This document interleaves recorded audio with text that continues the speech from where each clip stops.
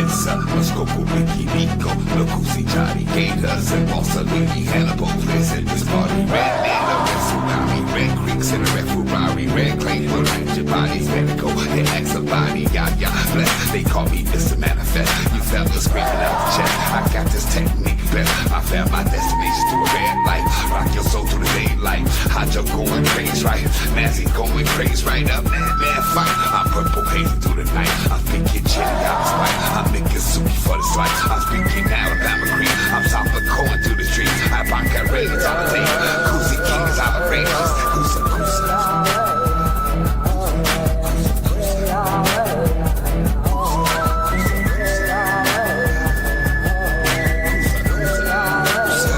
I'm talking. They call me Nico Tussanori. Honka flame like a dude. In the field, such a core. And a cat, some fun.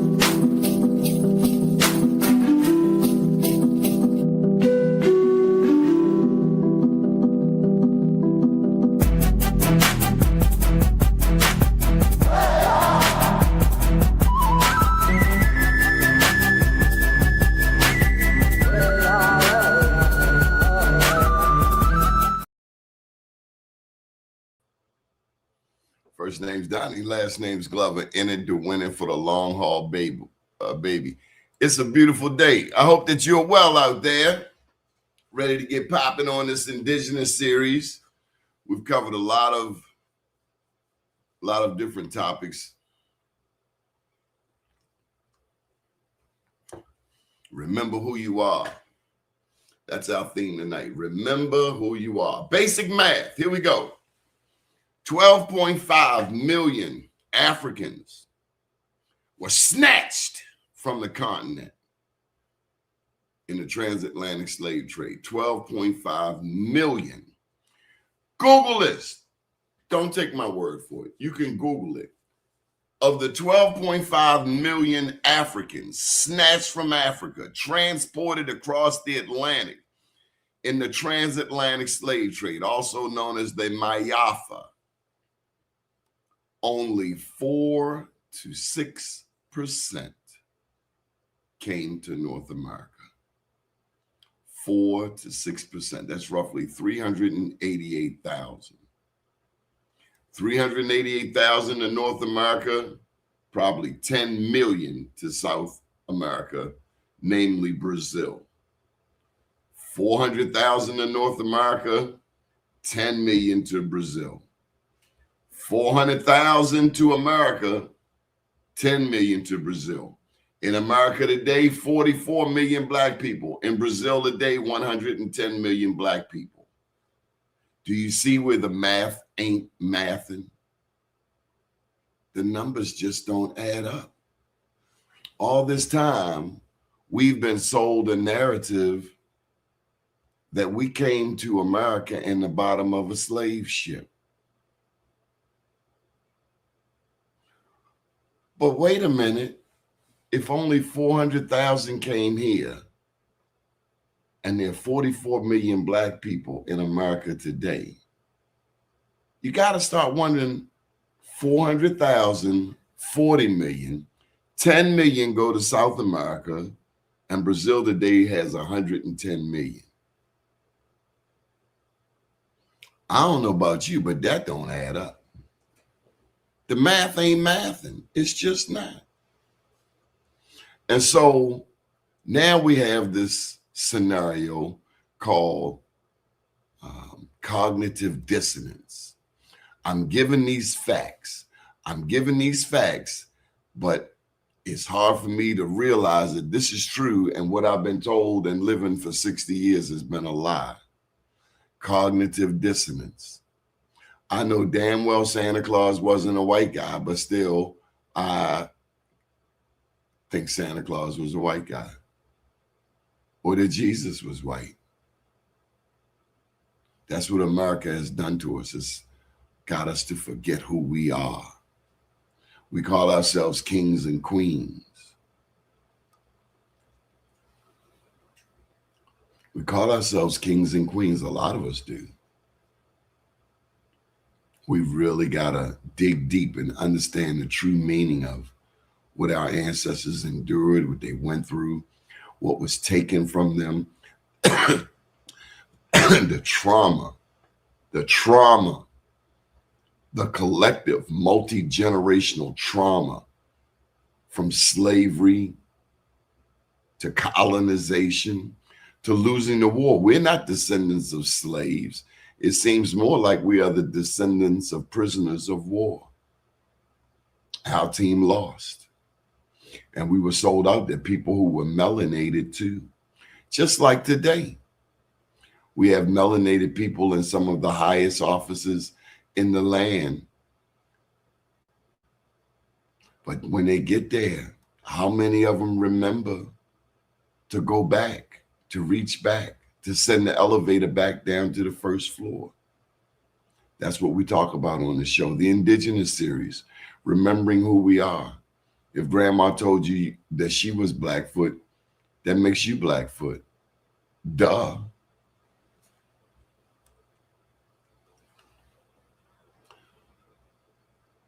Many people have done their research, their genealogy, self-included.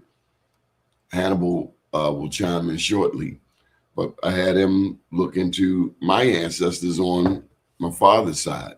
I've shown you the picture before of Molly Morton. And I learned that she was of Canadian, has some Canadian ancestry, Fortcrian. So we can't wait to learn some things. And maybe you have some names of your ancestors, of your families that you like this team to look into. We certainly will.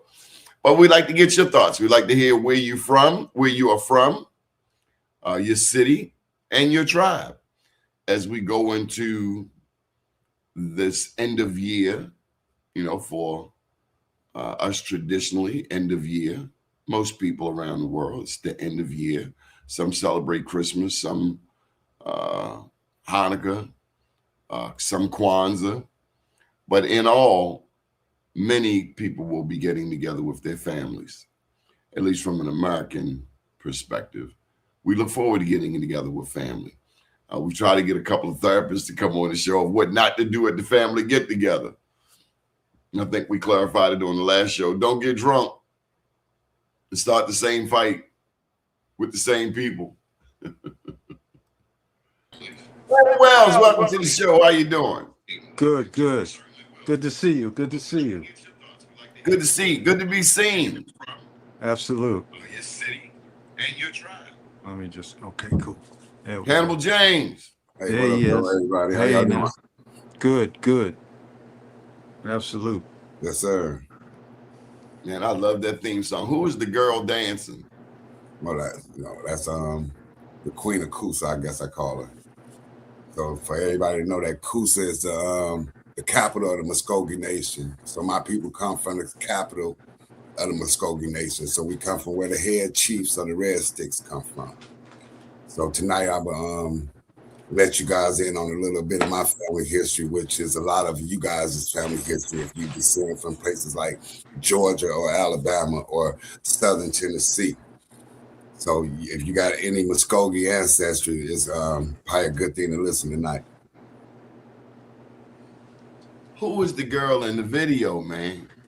Well, that's the girl in the video is, it's an AI generated image that I created. Well, that ain't a real girl. No. Man, I was going to ask you for her phone number. Wow. Yeah, see, I was looking at her. I said, she's beautiful. Maybe everybody needs to name her, find a Muskogee name for her. Name like Mahalia, Mahala. That's a Muskogee name for everybody to know. That means teacher. So you hear Mahalia Jackson, that's a Muskogee name. That means teacher. Man, I was in love, man. I got to go back to the drawing board. She ain't real, man. Man, play it and take a look at it again if you want to, let the people No, see. that's okay. How you doing tonight, Planet? I'm good. I'm good. Good to see you always. It's good to see you too. Absolutely. Regina Harris said, peace from Peace. Seattle. Her mom traced her father's lineage to Cherokee, and mom said their side is Blackfoot, all from Oklahoma, still researching. Yeah. What do y'all think of people doing the research? What do you think of this show inspiring people to look up their ancestry, man? Oh, I think man, it's wonderful. Wonderful. Yeah, I'm glad. I guess when they got this thing called the 1870 wall where people have kind of find trouble at that mark. But once you break through that mark from 1870 and you find your way, you'll start seeing, especially in Alabama and Georgia, you'll start seeing your native ancestors. And then you got to start learning the surnames they took as they became assimilated into the system. So one of the things, we shared with you about the Forkry, and my daughter went and found that it was abbreviated to Firkins. Okay. Yeah, that'd be a lot of things too. The census takers spell it the way they hear it, or if it's too complicated, they just make abbreviations of the words.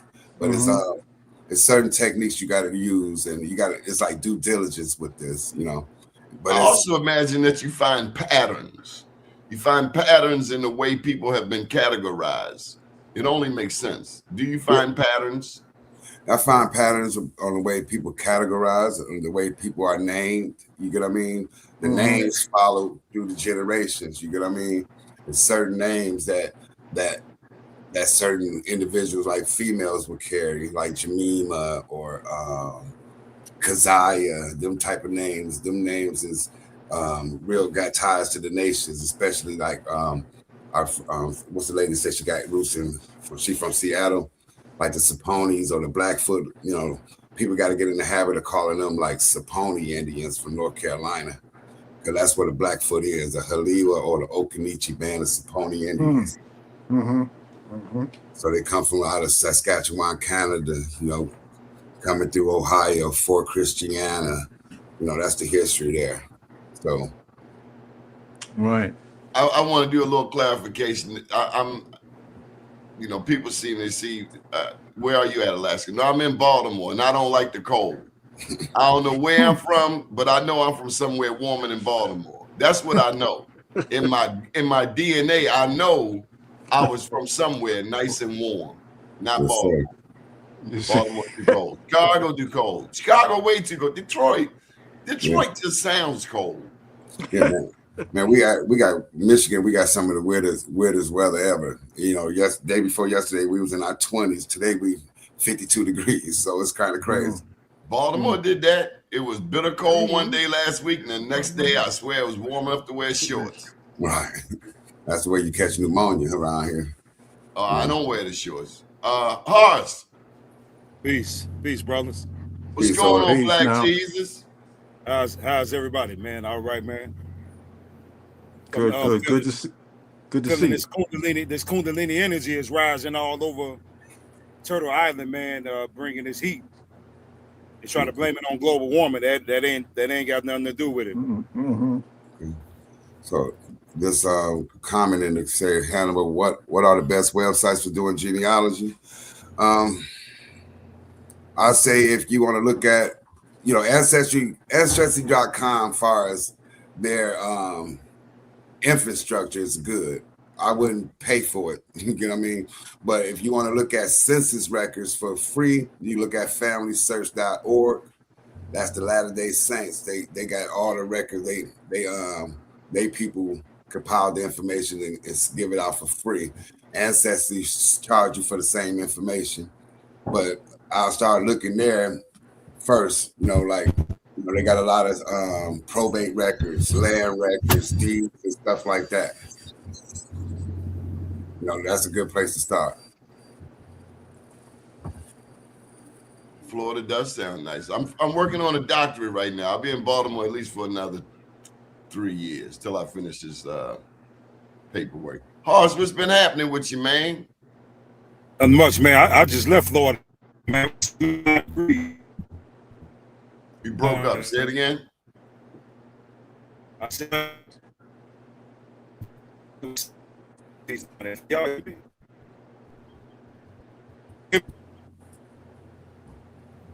okay.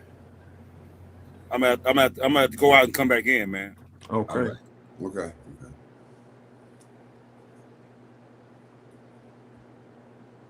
Yeah, but like I was saying that, like majority of us African Americans, quote unquote, we got our roots down in Georgia, Alabama, and some of us got roots in Mississippi. A lot of us will have Muskogee Creek ancestry. And what I mean by creek is Indians who live by the creeks in the South. And they weren't just called creek.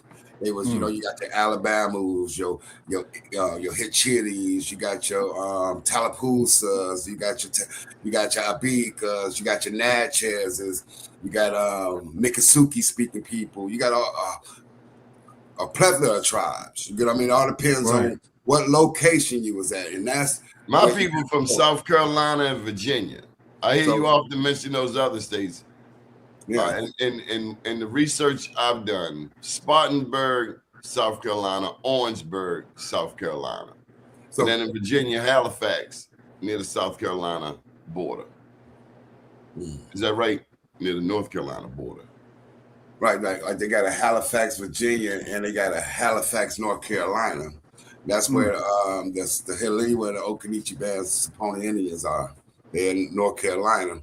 Saponi is a name I've constantly seen with respect to Virginia and North Carolina.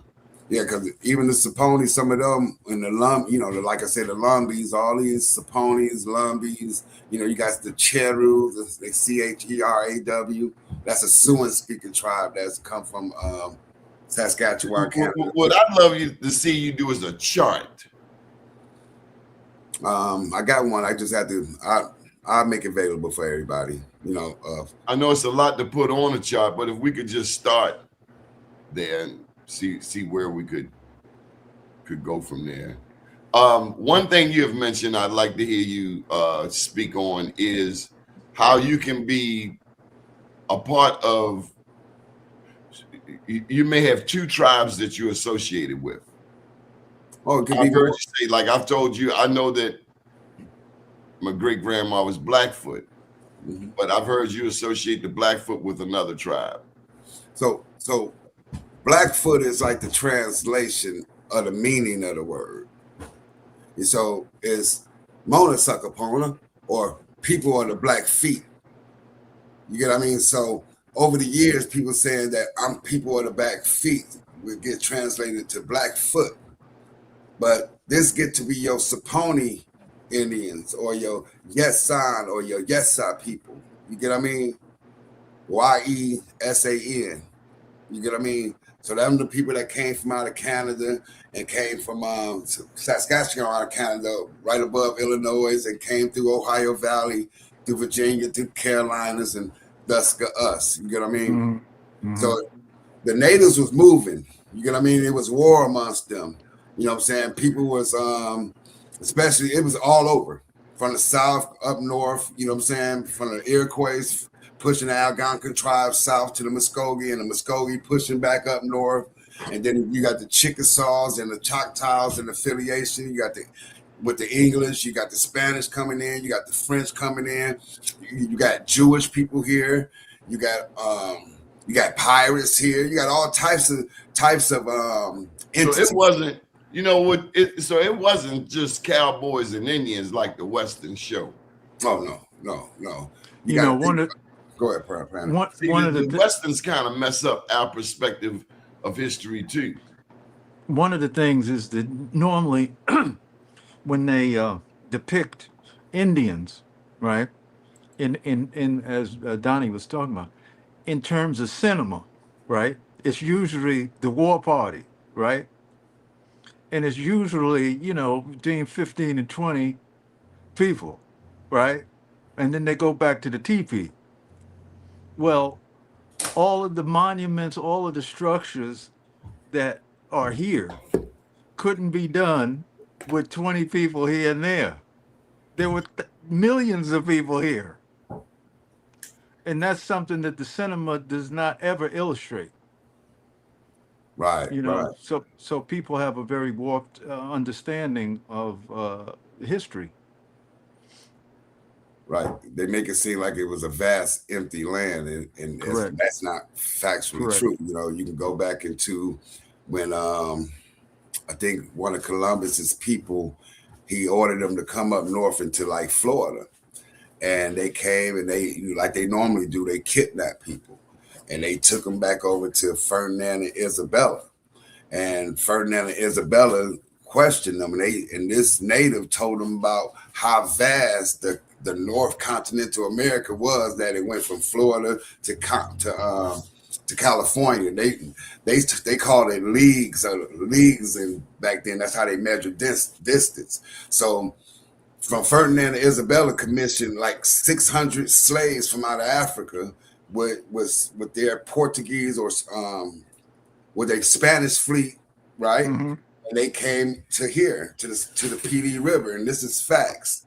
You know what I mean? And along the way, this captive, his name was Francisco de Chicora, Chicora, because you got a group of Indians in South Carolina called the Chicora Indians. You know what I mean? And this is a black tribe. You can look them up right now today. You know what I mean? So these people told the Spanish how vast this land was.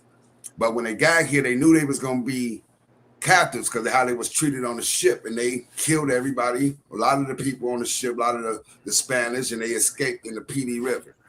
And that's how you get a lot of where they say, well, this is how you got Africans here. You get what I mean? But it was always people of color here. It was always trade here. You know, when you look through history, when you try to put a timestamp on history.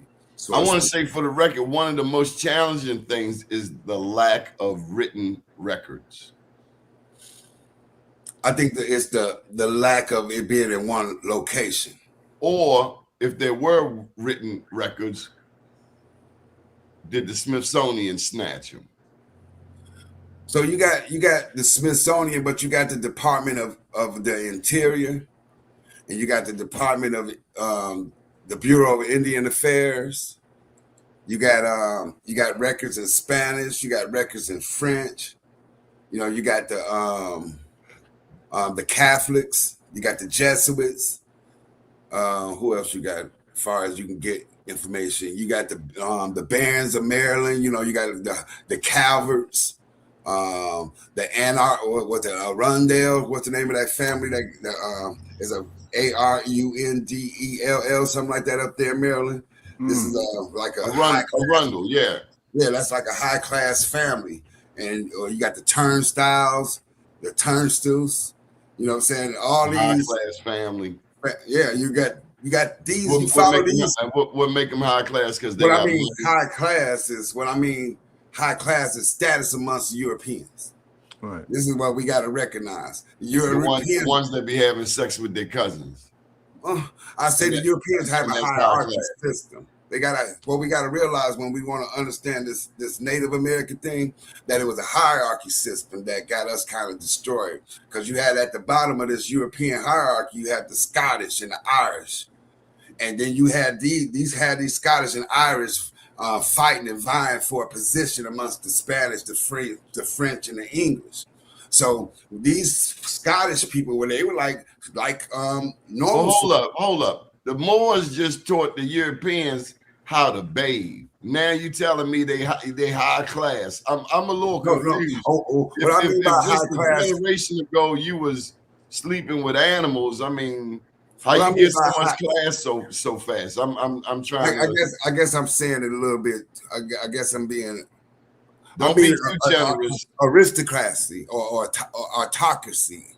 Mm-hmm. I'm talking about these people that make the laws, that been making them for 600-700 years. Oh, the ones that be having sex with little boys. Yeah, I get it. I get their fetishes, but okay. I get their fetishes, Donnie. But what I'm saying is that these are the folks that got us in this situation, in this tailspin.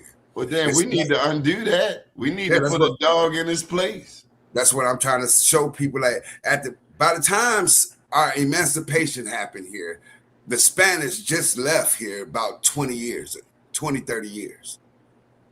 The Spanish were still in Florida before like 1900, or right before 1900, 35 years after emancipation. So you still had the French doing their thing in Louisiana. So you still got other nations here while this country is forming. And then you still had the Muskogee Nation. You had the Creek Nation that had businesses, that had graphite businesses, like we had 10 businesses. DeSoto came and thought he found silver bars. It's marked 1540, the place where we come from. That's why I'm so adamantly about us grabbing our indigenous roots, because 1540, that's how long ago that was.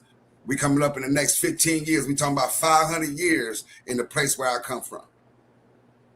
You get what I mean? That they was doing business. We cut down trees. We got lavender. We got gold down there in the stream. So any place where you see water flowing in the stream off the banks in the sand is gold. Come on. Well, one of the things is, Donnie, let's welcome Minister Balone. Oh, yeah. Hey, there he is. Absolutely. Peace. One of the things is that, which goes in our favor in terms of paperwork, is the arrogance of the people who feel that they have been religiously ordained. Yeah, the manifest destiny clowns. To do this work. So they actually, scribed a lot of what they did, right? Because they were so arrogant that they believed that they were above, right? So how? How could they be above? First of all, you don't even love God. You don't even know God. Above what? Well, what gives somebody that superiority?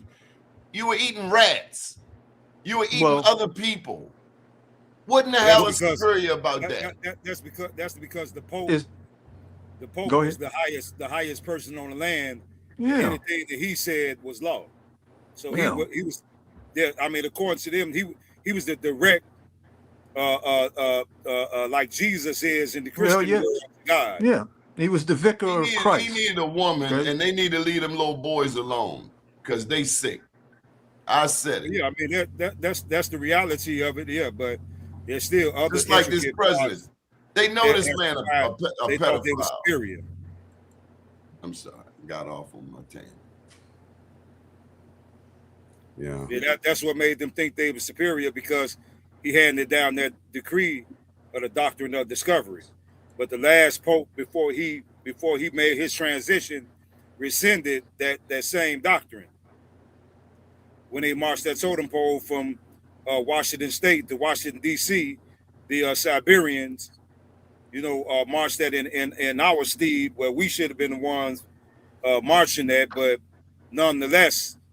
He rescinded that doctrine. So therefore, anything that was a result of that doctrine is supposed to be null and void right now.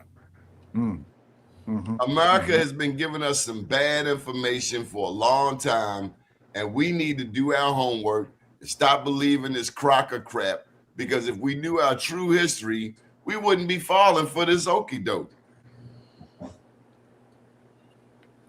Right.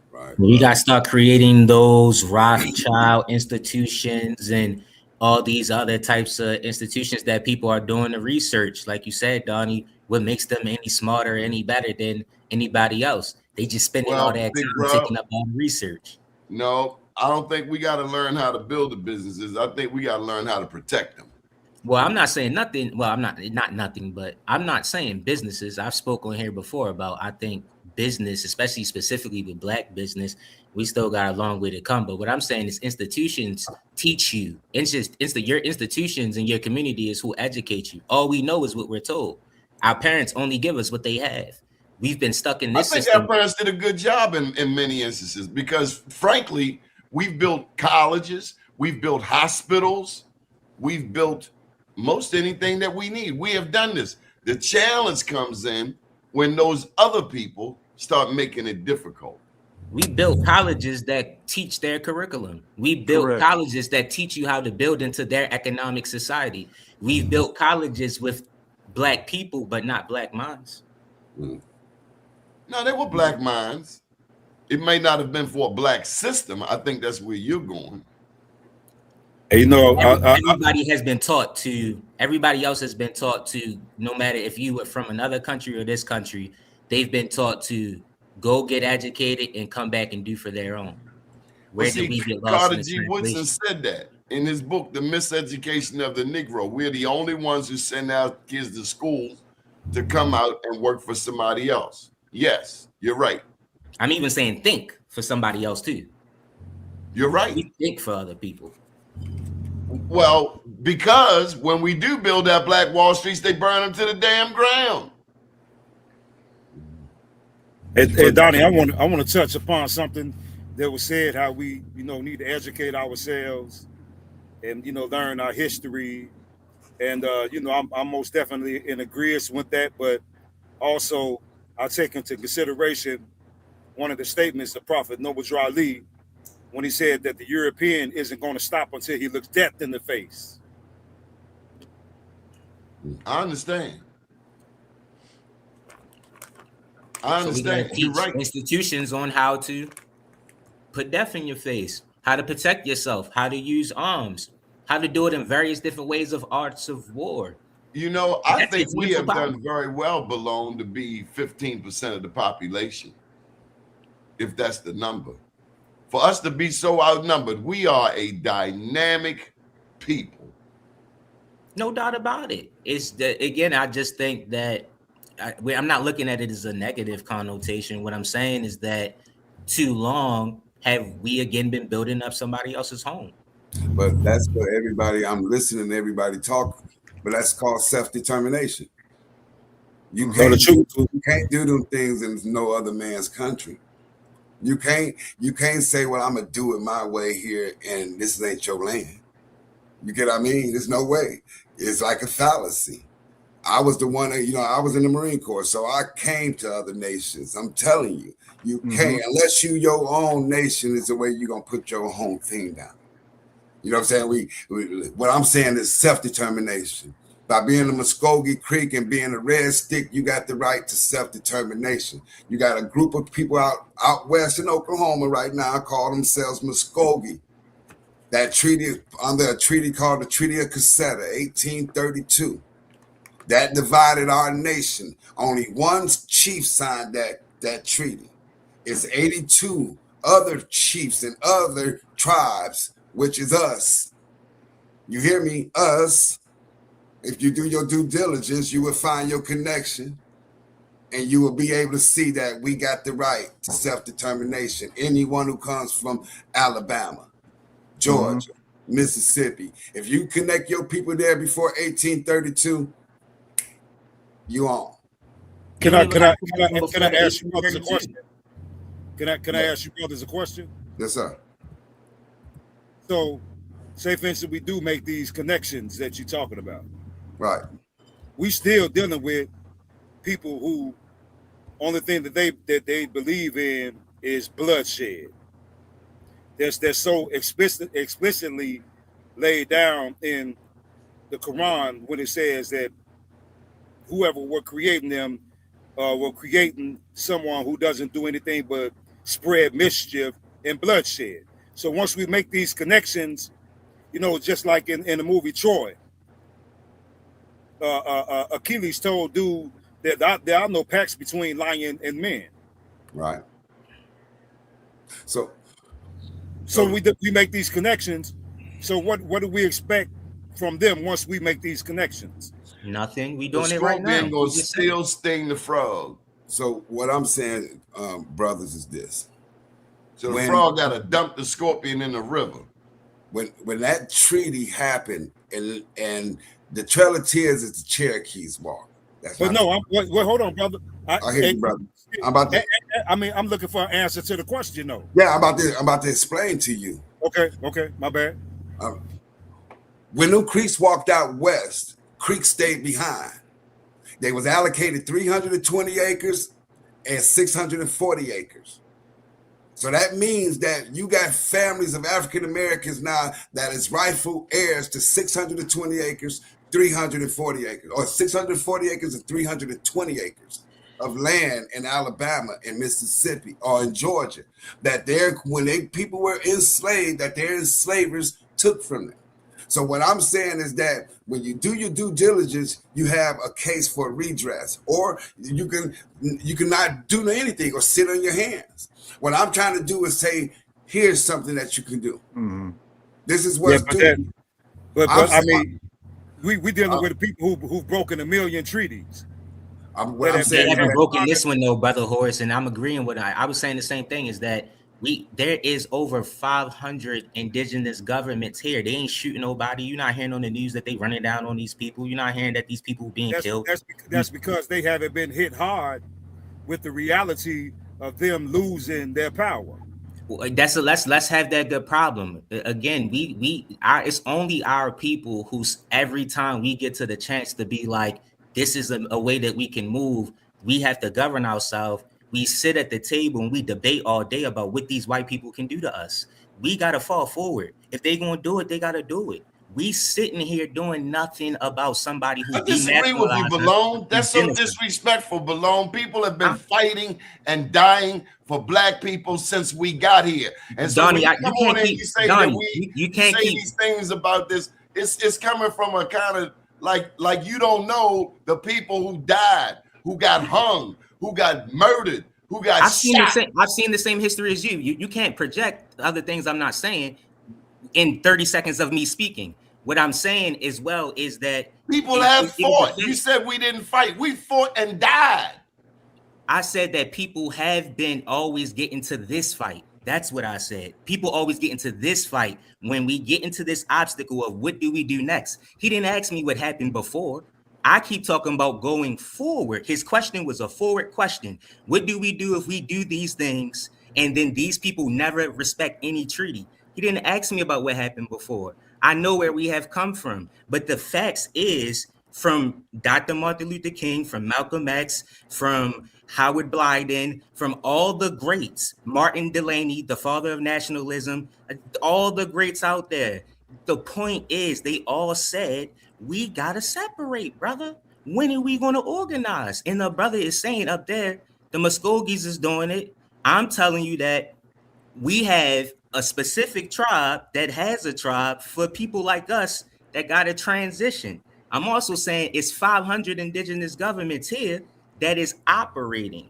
All I'm asking is that as we move forward and we ask about what condition can we do and what condition are we in, we cannot keep talking about these white folk like they are the Megazord or something and we can't obtain it. I don't know how you got that out of what I said.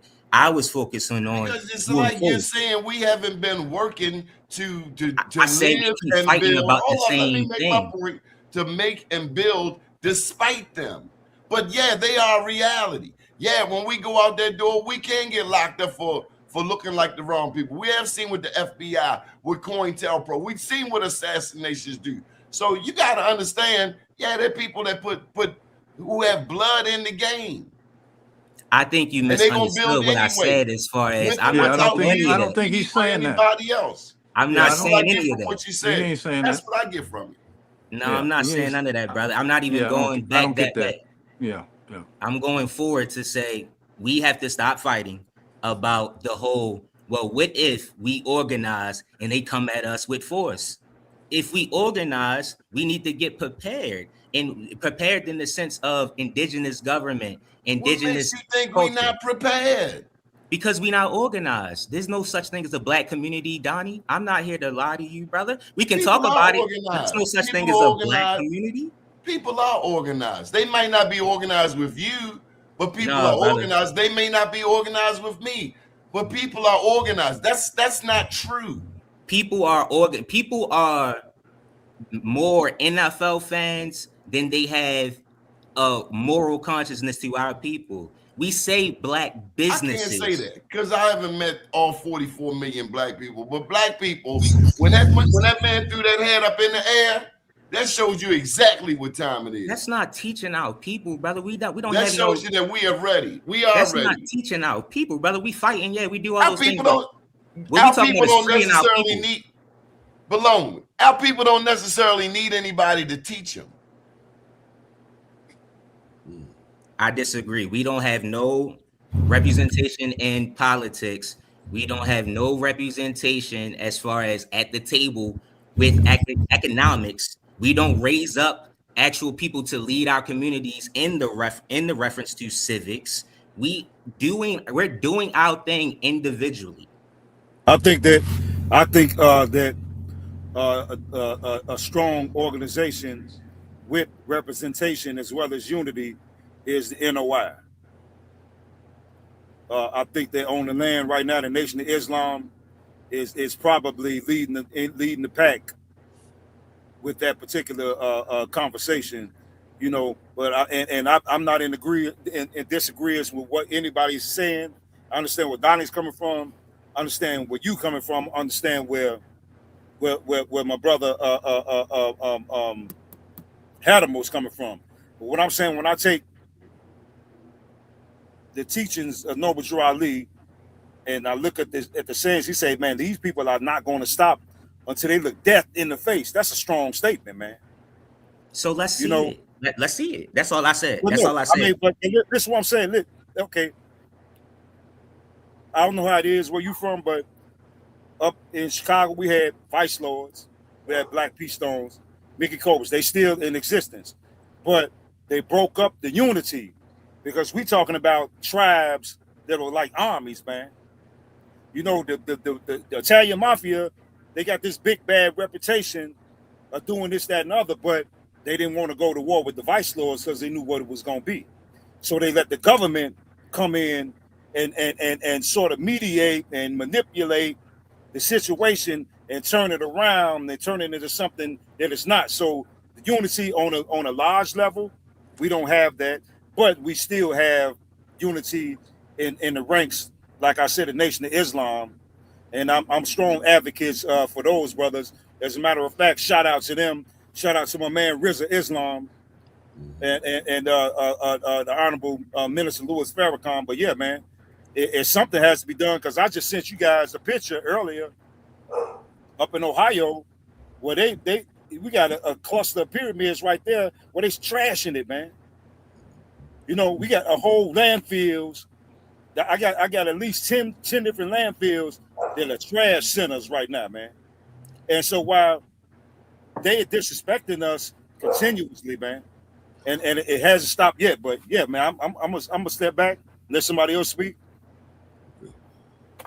I guess my reason behind saying the self-determination part is because we can set up situations to protect us from things like that. You know, I understand where the minister come from. I understand where you coming from, and I understand history. You know, but I understand that something needs to happen. Everybody's searching for their connections to their indigenous ancestors. So when you do find it, right? So you go find your indigenous ancestry, and then you find out what the hell happened to them. Is you gonna go ahead and stray and do something different, or you gonna fall in line with what your people was doing? You get what I mean? Is you gonna create something new, or you gonna fall in line with what was old for you? There was a question that each individual had to do. But I see us uniting because the tribe is nothing but family. Every summer you see us having family reunions. So it's easy for us to get together once people find out the information. You get what I mean? My thing is this: Alabama, if you got connections in Alabama, you can find your Muskogee connections. Georgia as well. Georgia became a state 1735. 120 something years after 1619. So it's records there for you. South Carolina even got the records for the natives and the Moors, because they had a thing called the Sundry Act in South Carolina. In 1821, they kicked out all the Moors. in South Carolina. If you was free and you was Moorish, you had to leave. And then guess what happened when you left out of South Carolina? You became a slave, possibly somewhere else. You get what I mean? Or you hid amongst the native tribes. You get what I mean? So this is our history. It's up to each individual or what to do. I came to the knowledge of what my people did after Alabama was sold 1825.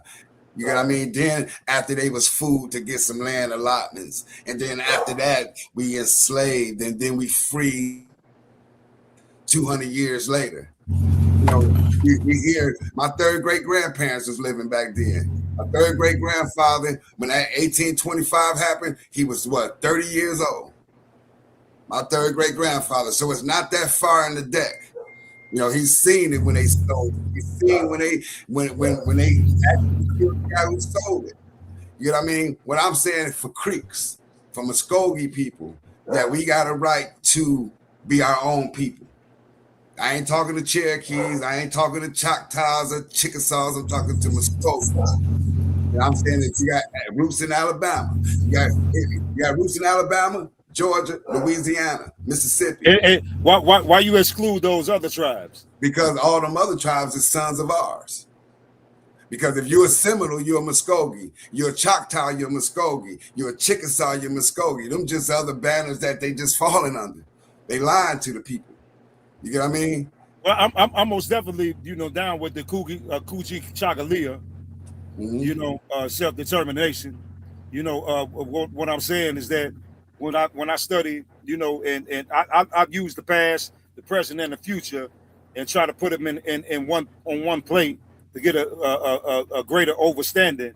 I know that in the Nation of Islam teachings, how it says that that these certain people were forced to walk over the Sahara Desert because they were causing trouble amongst the righteous people.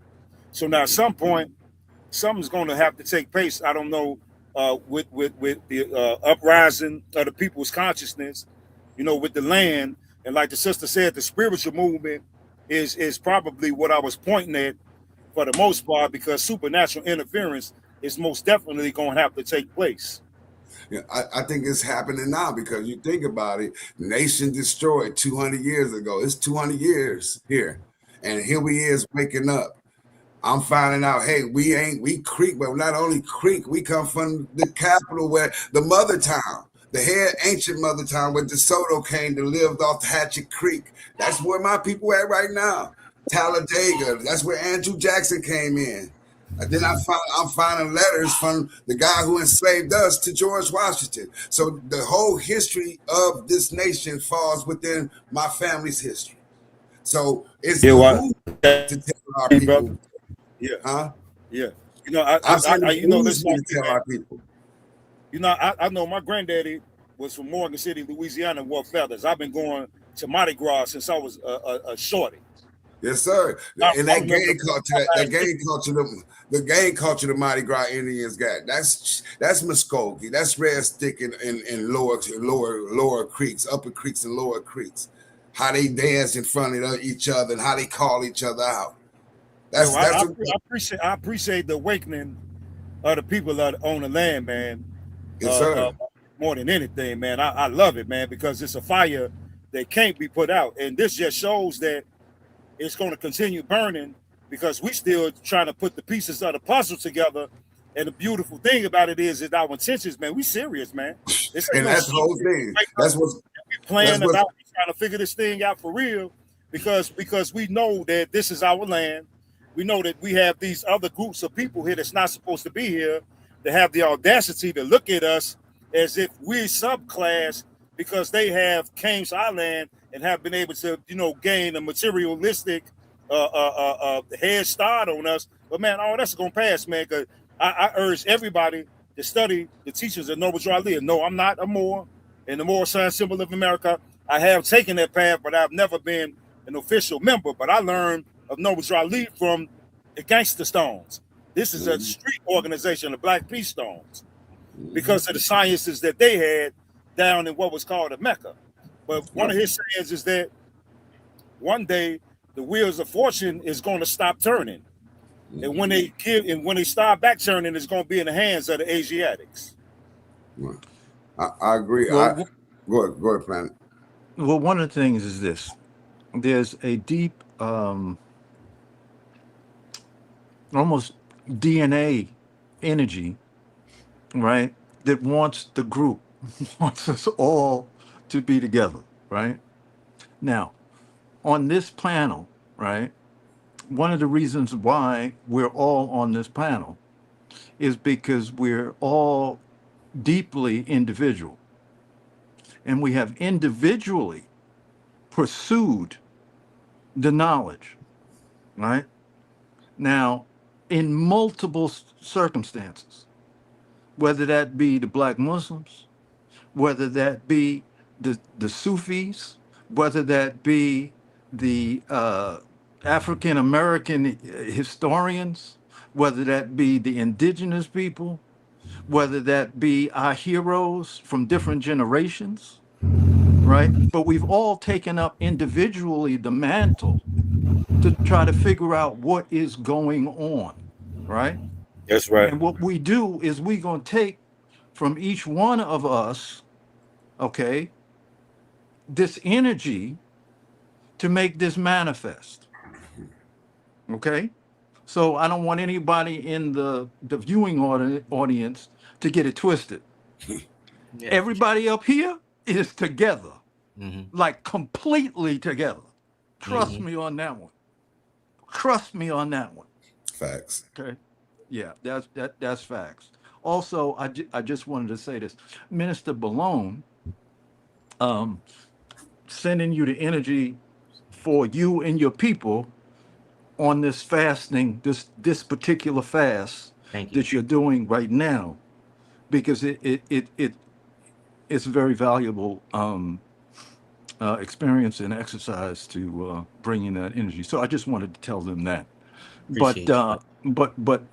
the general thing I'm saying is we on here are very, very much together. I just want everybody to know that. If they had any whatever reservations, right? It's just passion, like you said, Yeah. Planet. Just the passion for to find out what is plaguing our people and how to correct it.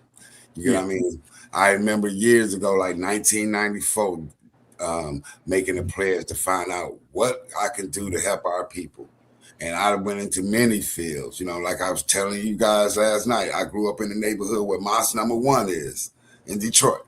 That's my neighborhood, right down the street from where Aretha Franklin's father church is. You know what I mean?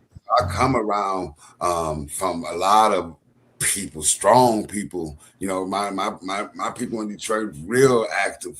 You know what I mean? And I seen the negative part as well. You get what I mean? That's Detroit.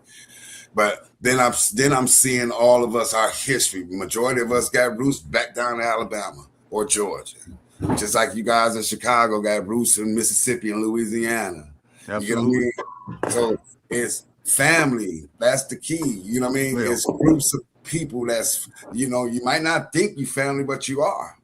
Once you go back to that mother or that clan that you come from in that indigenous clan, you'll start seeing the surnames that spread from that mother. You get what I mean? And then you might even be how the game work and how funny the universe is. You might be mortal enemies with one of your close cousins that fought the war with you back then, and you enemies with them today. Yeah, I got a question for Planet Wells. Yeah. When I get into the New Jersey area, especially going into New York, and I get this weird deja vu, like I've been here, like I'm at home for some strange reason. And back in 2017, 18, I went with a friend to New York. She had to go to Westchester, and she had to meet with one of her friends. So, you know, I drove through the Bronx and through Harlem. So I was on 126th Street, you know, side street from where the Apollo was at. And man, something drew my attention over here to the sidewalk.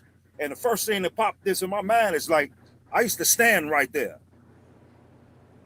And it was the most eeriest feeling that I've ever had, a deja vu. And I'm like, man, what the hell is this about, man? Because some of my ancestors had been up that way. Every time I Yeah, come to the New Jersey, New York area, man, I feel yeah, like I'm at home right there. yeah. I mean, once I was in Japan, right? And I was young, and there was a traditional tea ceremony kind of thing. You know what I mean? After the meal, and I was there. Some of my parents were there, whatever. And never been there, never been to Japan, never been to none of that. Hmm. And I got up, and I told the homies, yeah, I'm gonna go downstairs. And now there's no way you could even see that there was a downstairs. Okay. And I just walked downstairs. And when I went downstairs, I knew that I had been there before. That's deep. Yes. That's deep. So yeah, it was deep. so so the thing is, in terms of the Kemet uh, cosmology and different stuff, when the homie discovered like Tutankhamun, right? Let's say, and they go in there and they document the thing, and they take him out of the coffin. They open up the sarcophagus, and they see this mask and this body, and then they open that up and they see another mask and a body, and then they open that up and they see another body. Well, what that means, what that represents, was the multi nature of us. So there's a soul body, there's a physical body, there's a mental body, da da da da da, right? So we are multi-layered, right? So all of us are needed, right, to put us back together, right? So we take this, we take that. Horace, I learn from you, period. Period. Hannibal, Likewise, I brother. learn from you, period, on the daily. Yes, sir. Donnie, I learn from you on the daily. Minister Malone, I learn from you on the day when I say on the daily, when we get together, Mhm. right? So these are all different pieces, right? The historical significance of what Hannibal is speaking on is is very valuable in relationship to our severed connection with the land, right? So none of us here have any illusions who, quote unquote, is the demonic or demon energy. Trust me on that. Trust me on that. But we have our different ways of approaching that. Right. Okay. Donnie has done great things in terms of the skills of journalism and creating the platform, Be More News. You feel me? Okay. Because That's right. what has it done? Well, it has magnetized all of us to be here in this moment. So we shout out to that energy. I say. We shout out to Minister Malone for bringing in a certain current related to health and related to his journey. Okay, we give the shout out to Hannibal for his deep lineage, right? That many of us are more severed from, right? His is more intact, right? So he can dive deep in areas that I can't on that. You feel me? So yeah, let's keep it going. Well, well, like the temple man in sort of the loop is the opening of the way. Like I stressed when I first started coming on this platform, they steadily putting garbage on our pyramids that we're connected to physically. Absolutely. And they're not doing this just because they need somewhere to put garbage at. Correct. Correct. You And know? my thing is the commoner, right? The average homie that you see, in the street or this, that, or at the gas station or wherever, They don't know none of it. But the elite people that are running this game, they know. Oh yeah, they know. So when They we're know. looking at the founders of this thing, they knew. And you know, Not the indentured servants or the scrubs. They don't know nothing. you Can know I they. answer this question real quick, guys? Real Yeah. quick. There's a comment from Alex Adams. He say, we're Florida Seminoles, Muskogee as well. That's so let me share something with you. When you say Seminole, start thinking of the Yamasee people or the Guale people, Guale, or the Tacoma or Tacoma, or I can't pronounce it too good, but they all Miccosukee, Muskogee speaking people. But they Yamasee people that was pushed from the Carolinas over into Georgia and Alabama.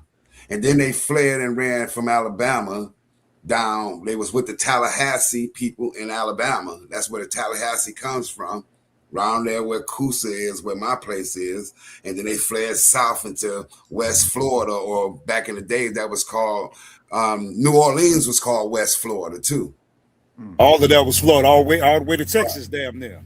So that's what you get, the Cimarrons or runaways, runaway Creek Indians, or Muskogee Indians. That's what you're talking about. So that group of people that call themselves Seminoles, or you call yourselves Cherokee, these are the people that you might be looking at kind of with a slant eye because their ancestors didn't call themselves that. I just want to add that Seminoles was a European term, comes from Cimarrones. Used to describe the wild ones. The wild ones. It's essentially the people who were on the east who were chased into Florida all the way to the Everglades. And those who did not give up are referred to as the unconquered. But the Seminoles itself is not the name of an actual tribe. It's more all of the people who were running south, a collective name. So yeah, that's what our chief was going through last time. I got another question for everybody. So when we say Black Wall Street out there in Oklahoma, who are these people? People who were part of the quote unquote 5 civilized tribes, right? No, not necessarily. The first ones that went there, I wrote about in this book, I Am Black Wall Street, were led in 1843 by Chief John Horse. Yeah, that's the Creek. That's the Creek, right? And they went to Oklahoma. They fought to a truce. Now, the Seminoles who stayed did not like John Horse for capitulating like that. But I guess his point was he wanted to keep his people alive. Maybe they had lost enough lives at that point. So in 1818, the Muskogee Nation had a law. And it said that anybody who sold any land must be executed. So he warranted execution, just like McIntosh warranted execution. They killed him with Menawa, Menawa. That's what happened. But the Europeans said that the Upper Creeks or the Red Sticks were savages for doing it. But this was their nation's law. And the guy who got killed, he the one created the law. So in other words, they was executing sellouts. Yes, that's what happened back then. And then you look at it as after they rush everybody out and kill the head people or the men, you got children and women. They come along generations later. They don't know nothing. They don't know how to fight this machine that's already moving. You get what I mean? You got your own people out there that's saying, well, we're a nation now. It's 22,000 of us, but like you know, it was millions of people here. You get what I mean? So that's what we're dealing with. I'm saying that the land, the show prior, we was talking about 174 trillion. How much is Alabama and Georgia worth? How much is that worth? Numbers. Ain't no numbers. Look, show me a treaty where Georgia and Alabama was actually legal. There's none. That after that 1832 treaty, is nothing else saying that this land is ceded. They're supposed to be Indians in 1820. Hannibal, nobody's thinking about that in 2025. Well, they need to. They need. Why you talking about your Indian heritage? Then you a sellout. You just want the fame and glory to say it. So why even research according to whom? To yourself. So when the pressure sounds like your thoughts, don't sound like my thoughts. No, what I'm saying, like I'm agree with Horace on this one. So when these folks come for you, you ain't gonna be willing to fight. You're gonna be willing to sign it over because it ain't important. I don't get. I ain't talking about you. I'm talking about when I use the word you. I'm talking about the person who find their ancestry and don't want to fight or take on the fight that their ancestors had. And you know, I see that they deporting everybody, including the Haitians. And I don't think that they should deport the Haitians. I think the Haitians should stay. Real quick on that, because it's been a lot of points that I've been wanting to say this, but when he's talking about the self-determinations and he's brung up the undripped documents, these things got more teeth than just treaties, right? And that's why it's good to have some different type of representation based off how we're classifying ourselves. I think that was a good important point to say that where we are right now, it would be a big ask for us to all make a change and make that one change, and we all agree to that one change. It's okay to continue to do the things that we're doing hyper locally, but there has to be a switch of who we are, at least saying that we are. So there's a mindset of African American. We have to start priming our minds to say we are the indigenous aboriginal beings of this landmass. If we at least start there and start putting up the propaganda, having the conversations like we're having here through Donnie's platform, etc., that aligns us with the things of what he's talking about. Self-determination, that's Article 3 of the undripped document. Just to be clear, you don't have to be from any specific tribe to self-determine, but you have to be an African American or a Black person that is saying, I would like to be a part of a tribe and I am accepting my indigenous heritage. Once you say something like that, as far as self-determination, to Hannibal's point, you got to take everything that come with that.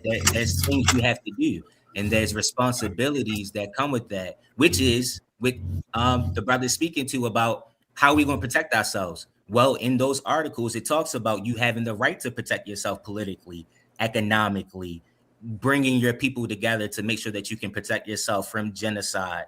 And if you can't, the international UN is supposed to protect you. I'm not guaranteeing that that's happening. I understand our history, right? But if we start making those steps, and if it's more of us that's being taught and getting that propaganda, it's only a few of us now. Before you know it, our kids are going to be born into this. It's going to be all they know. Oh yeah, well the fire is burning heavy, man. I mean, right now on the internet, this is the number one topic on the entire internet. Mm-hmm. Yeah. Nothing's beating this except for, of course, man, the Bears is going to the Super Bowl. But besides that, yes, sir. Right. Yeah, good plug. Yeah, man. You Good know, plug. but yeah, man, that's it, man. It ain't nothing that they can do to put the fire out, but it was already written that this was going to take place. See, that's the beautiful thing about it, and what's even more beautiful in my eyes is that we are at the top of the list when it comes to having this degree of knowledge from whatever angle that we have it from in our own universe and understanding, man. Because we still, man, got people sitting in the churches shouting. My daughter just went to church with my mother Sunday, man, and she was like, man, it was a clown show in there. Mm-hmm. But you still got all these people still flocking there, man. And then you got some of the people, they think that they either Democrats or Republican. Then you got some of the people still think that that they African American. You know, so we still, man, just to be at the top of the list right now, man, I think that we're favored by the ancestors. You know, we're favored by the universe, and whoever else, man, loves us enough or was somewhere down the line wanted us to be born in this day and time to unravel this yarn. Man, I feel blessed, man, just being in this position right now, man, and learning even more as I sit and I speak with y'all, man. I man, y'all don't even know, man. Hannibal, man, he's so sharp to me, man, with this genealogy thing, man, because you got me telling people like, man, I got this brother Hannibal, now he under the Genealogy Act, you know, because I say, man, you know, since my grandfather wore the feathers, I know that I come from Washita, because that's who I was raised by, Washita. But then I had my great-grandmother, and them was from Mississippi and Arkansas, and that's all Choctaw land over in there. You know, but the spiritual guidance that Planet Wells bring, man. I mean, I honor you guys and Minister Below. When you come on, man, I'll be happy to see the brother, because the level that we on right now, man, we most definitely fortunate, man, to be here, man. Because we could be anywhere else right now. We could be out, man, smoking some rocks, doing some hair, drunk as hell, laying on the curb. Yeah. Be on that eggnog, Jack. Yeah. We got a mission, you know what I'm saying? Places, but we here, and yes, sir, we here, man. Yeah, we got a mission. You know what I mean? We got a mission. Speak to it. We got a mission. Absolutely. We lucky to be here too. I don't know if y'all heard about like the messenger and the Hopi revelations and like that star that's behind me. That really has returned back into our solar system between Earth and Venus. And what star is that? So I don't want to get caught into our people will go into Bolun Tiku, or the Hopi had their own name for it. Each culture has their own name for. Is that the Metrotron? The Metro who? Is it the octahedron or the Metatron? One of them? How many? No, sir. It would be more of an indigenous name. They were just talking about stars, right? Yeah. So the same way the moon, the sun, and each culture have a name for their actual stars. This particular one, not just because that's my name, but that's where we get these names from, cosmology and our ancestors. But Bolun Tiku, or the return of this star in our actual culture, is various different stories around it. What I'm speaking to right now is you can't actually see it through a regular. You can go to an observatorium, in your city and pretty much look at the stars, but it has to be looked at under infrared. You're not going to be able to see it under the regular light. But this came back into our solar system, and it used to be in our solar system before the catastrophe happened, as our continents continued to shift. And that's why we have plates now. That's not a natural thing. So I'm more so bringing that to just add to what you were saying, that this is a specific time, and it's been talked about for a while, and the vibration of this time is very important. But the people are the people who conduct these things. That's why we build the mounds, and we've built the pyramids, and we've been able to interact with the actual earth the way that we have. And we got to get back to that. And the only way we can get back to that is having an Aboriginal indigenous mindset. No matter where you think you're coming from with this copper and brown and black skin, we got to start getting back to the original stuff and balancing out the world. But we're here for a good reason and a good time. Indeed. Absolutely. But you know, so this is a good conversation we have in here, and people in our comments is talking. Big Mom Baby said, "The planet always brings us peace. Thank you, Donnie, for all you break. You got this. All you bring." Who is this? DJC PE 6260.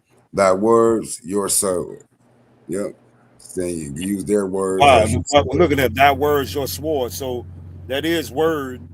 Swords and word is the same word. Yep. With just the S in the front and the back. That's deep. That is deep. Observation now. Yeah. But this is a time. Yes, it is. It is a time.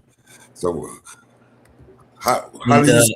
Real quick, can I correct something really quick? Well, not correct, but more so add yes, sir. To it. When from Arabic, when they were talking about the star, they were talking about it through the Kitab Sidrat al-Muntaha, and that's where you'll start going through the actual stars. And I talked about some of the surahs last time that we were here, but just wanted to give an Arabic call to the same star as well. Well, that's not Surah 86 Tariq, is it?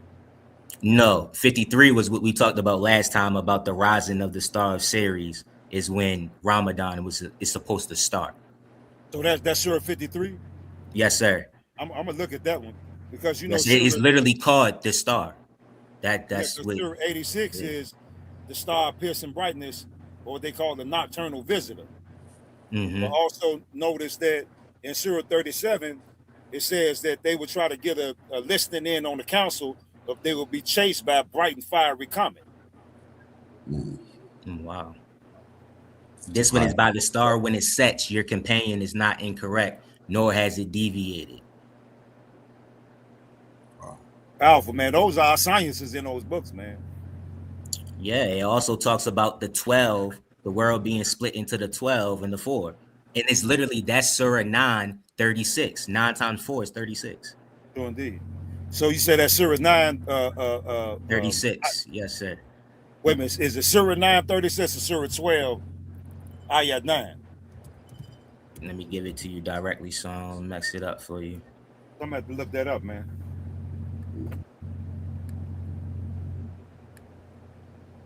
Yeah. Surah 9, Ayat 36, right? The number of months with Allah is 12. Of them, 4 are sacred. Wow, that's crazy, man. That's powerful. So they talking about what the 2 equinoxes and the 2 solstices. Solstices. Yep. Okay. Oh yeah, man. I'm working on this video, man. Yeah, I'm about to hit him with the second one, man, dedicated to the Black Peace Stones. Yes, sir. Mm-hmm. Yes, sir. It's taking me a while, man. If I wasn't driving, I'd have been had it done, man. Gotta take care of them bills though, too, man. Yeah, I know, man. I know. I'm tired of taking care of bills too, though, brother. Ain't no lie to you. So let's talk about that. Harsh need to take a time out. He need a damn vacation. Fact. Yeah, what we got to do to get you 3 days, Harsh? Well, I probably get that, man. My daughter's birthday is January the 5th, so I'm probably going to take that Friday because her birthday falls on a Monday. So those 3 days right there, New Year's is Thursday, so probably go from Thursday all the way to Monday and then be ready to roll back out Sunday. All right, well, you got to take some time. I put this picture up earlier. It's the picture, if I'm not mistaken, from Poland of the Shrine of the Black Madonna in Europe. Early in the discussion, we were talking about what the European has pushed through Hollywood, through media here. But in Europe, they are much more aware of the truth, as you can see here. A picture we don't see here. The Pope is people praying to the Shrine of the Black Madonna all across Europe, beginning in places like Poland.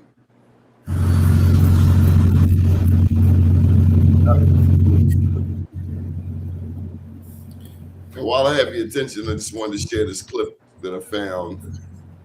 Find a bunch of them online. I find so many of them I can't share them all.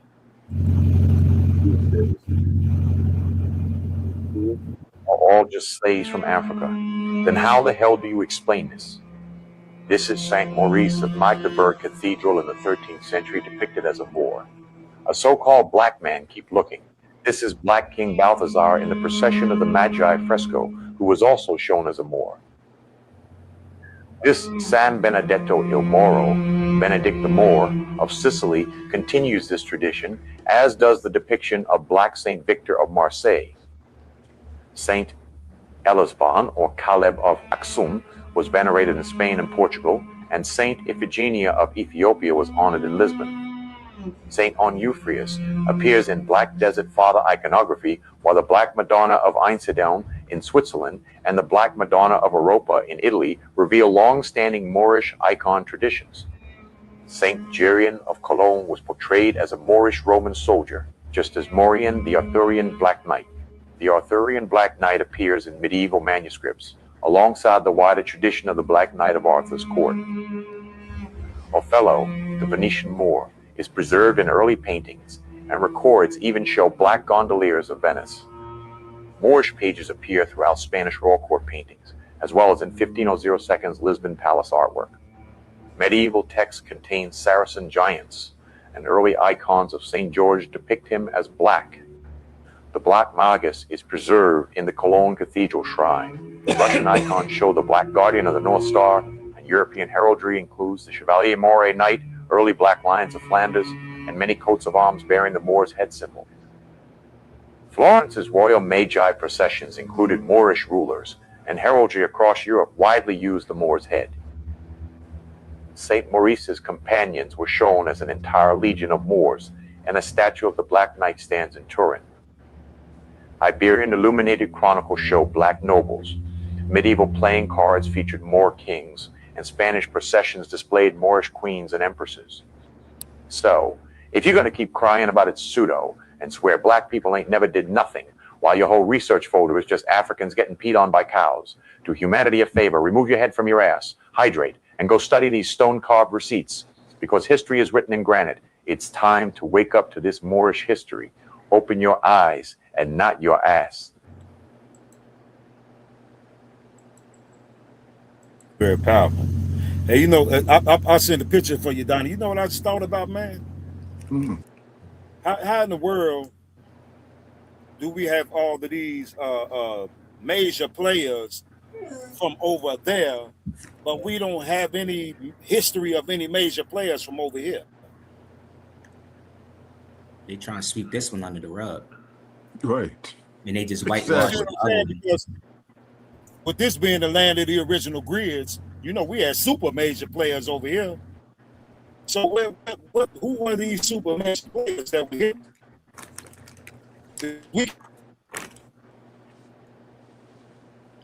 But our major players over here, where are they at? Respectfully, this is what I was saying before, that when you try to go to like the Library of Congresses and certain universities and things of that nature, the problem is it's people that aren't us that are keeping most of the research, or they already whitewashed it and then they made it into their own compilations and they spin it as the truth. Our chief in our institutions right now, I'm not saying because we're the only ones, but what I'm saying is when Hannibal as well was saying, if we can control and really 100% own the curriculums and the research, or what we find, we can start blackwashing it, right? More often than what's happening, because what we find, the more we look into Europe, like you just was talking about and showing, we question the way they said Rome, was it even any really right people over there? Because the more deeper and the more we start looking into that stuff, and the further we go back into that history, it's black as hell. Doing D. You feel what I'm saying? So the whole everything. But respectfully, and I'm not. Please don't take this the wrong way. But what I'm saying is that's something that Howard isn't going to look into, right? That's something that, like my college, Benedict College, is not going to go into yet. But if we start talking different, we start spinning and blackwashing the propaganda, they will get that. Does anybody see a resemblance here? Of what? Well, in the right hand corner, we It have look like, oh, go ahead. we have Mayan hieroglyphs. That's what I was about to say. Yeah, that's what I was about to say.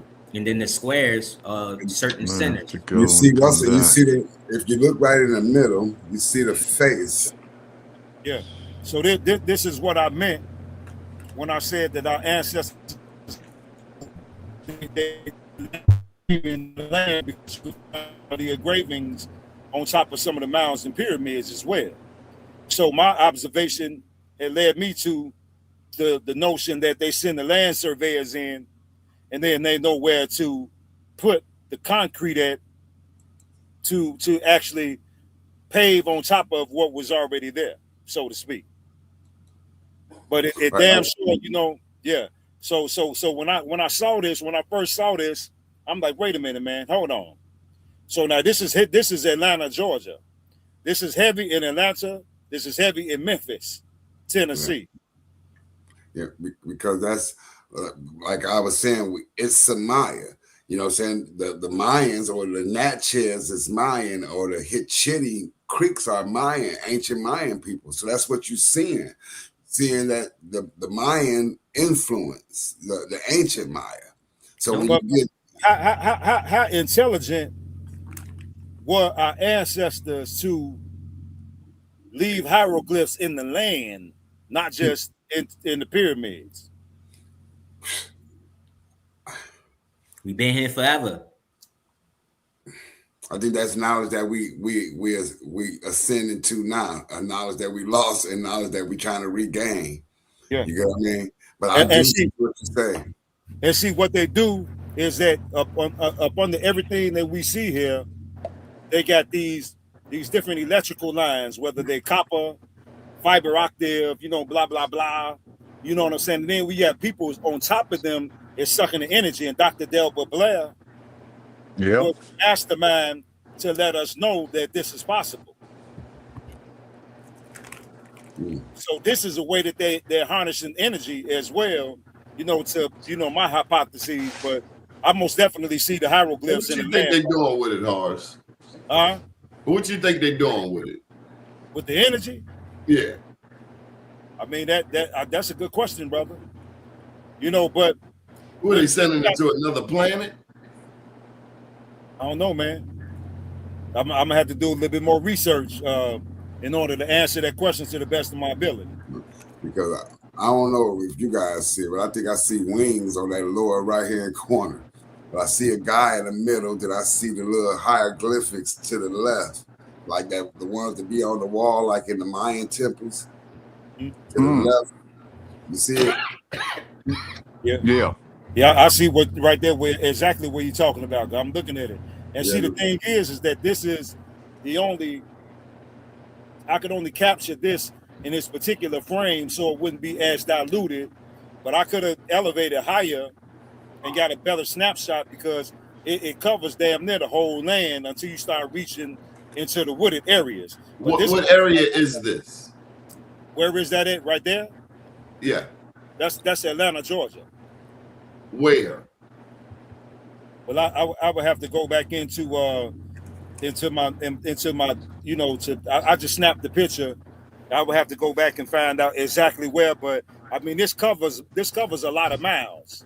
So this not just like one location from left to right, probably extends about 10 miles or better.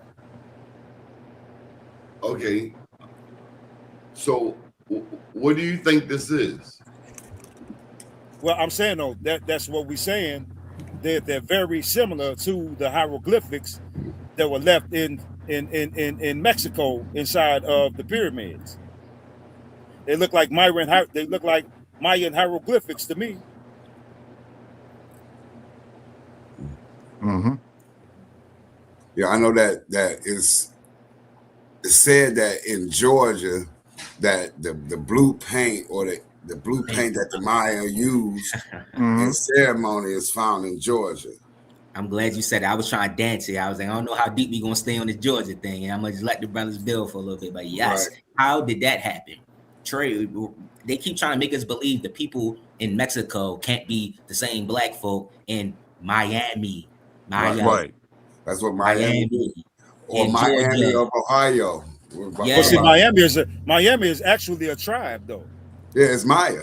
That's the word Miami means Maya. I don't want the people, again, because people are reading and learning us differently from a screen, and we only got about so much time. But like that conversation between the names and stuff, that's why I kind of like that's a whole nother level that we got to get our people to. But Donnie hit on it. Like most of the names we be talking about is names that they gave us. Those people did not see themselves as that, and they had different fashions of one big family, but it was hyper local, sure, but they had an understanding of what the hyper local tribes were and how they connected to the overall nation as well. They weren't confused on those things. That didn't mean they didn't fight. That don't mean that they didn't have other things going on, right? But a lot of these names are even just the dialects or the areas, or like we talked about the Yamasee. They were speaking to the medicine that they provided to the people versus the name and the dialect, Muskogee, like he's saying, like all of these things, but they seen themselves differently. But they did not all come from one space. And it's definitely not just from Mexico. Y'all built on all that other stuff though, but those are big points. How did the blue paint come from that Georgia area and get down to Mexico, and then when you up in Virginia and they telling this is not us, how do you get the tribe that this is? It's tribe, but it's not a tribe. I talked to y'all about last time. Powhatan is the ceremony or us practicing the four corners, or the four solstices, the 2 solstices and the 2 equinoxes, our 4 corners. But it's a celebration for us. You feel what I'm saying? They turned that into a name. Correct. And they said Powhatan was black as the devil, which is what they called it. White people saying this, black as the devil. They didn't say brown or red skin. They said black. Excuse me, I have a public service announcement. We're now being joined by DJ Sweetness. I return you to your regularly scheduled programming. What's up, DJ Sweetness? What up? But DJ Sweetness been in the chat, man.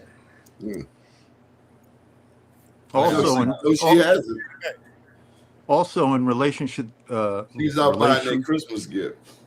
Also in relation to the language part, is that one of the things that Hannibal has illustrated with different phrases is even our perception of how we relate to language is totally different, because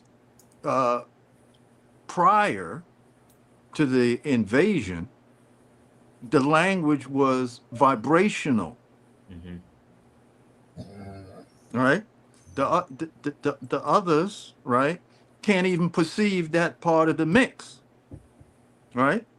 Just like they can't perceive, well, they're learning now, but they can't perceive the relationship of rhythm. Right? So, you know, we have illustrated this in our dance and this, that, and the other. Right? So all you got to do is look at like American Bandstand and Soul Train, and you can see that there's a different head. It's a vibrational head. So we're attempting to awaken, as Horace knows from actually being on mounds and visually and physically, that there's an energy. And as Mr. Balone has illustrated, you know, this star is real, and it's emanating the energy to also awaken us. Right? But these are the sciences that we come from. Shout out to my family in Oakland, California, and my people out there that vibrate with the land with the hyphae. Yes, sir. What's that? It's the way they dance in Oakland. Yeah, they get wild out there in Oakland. Hyphae ain't no joke. Hanging out the cars. And that hyphae ain't no joke, man. And so they heavy with the hyphae in Oakland. Yes, sir. Balone, what is he talking about? You muted.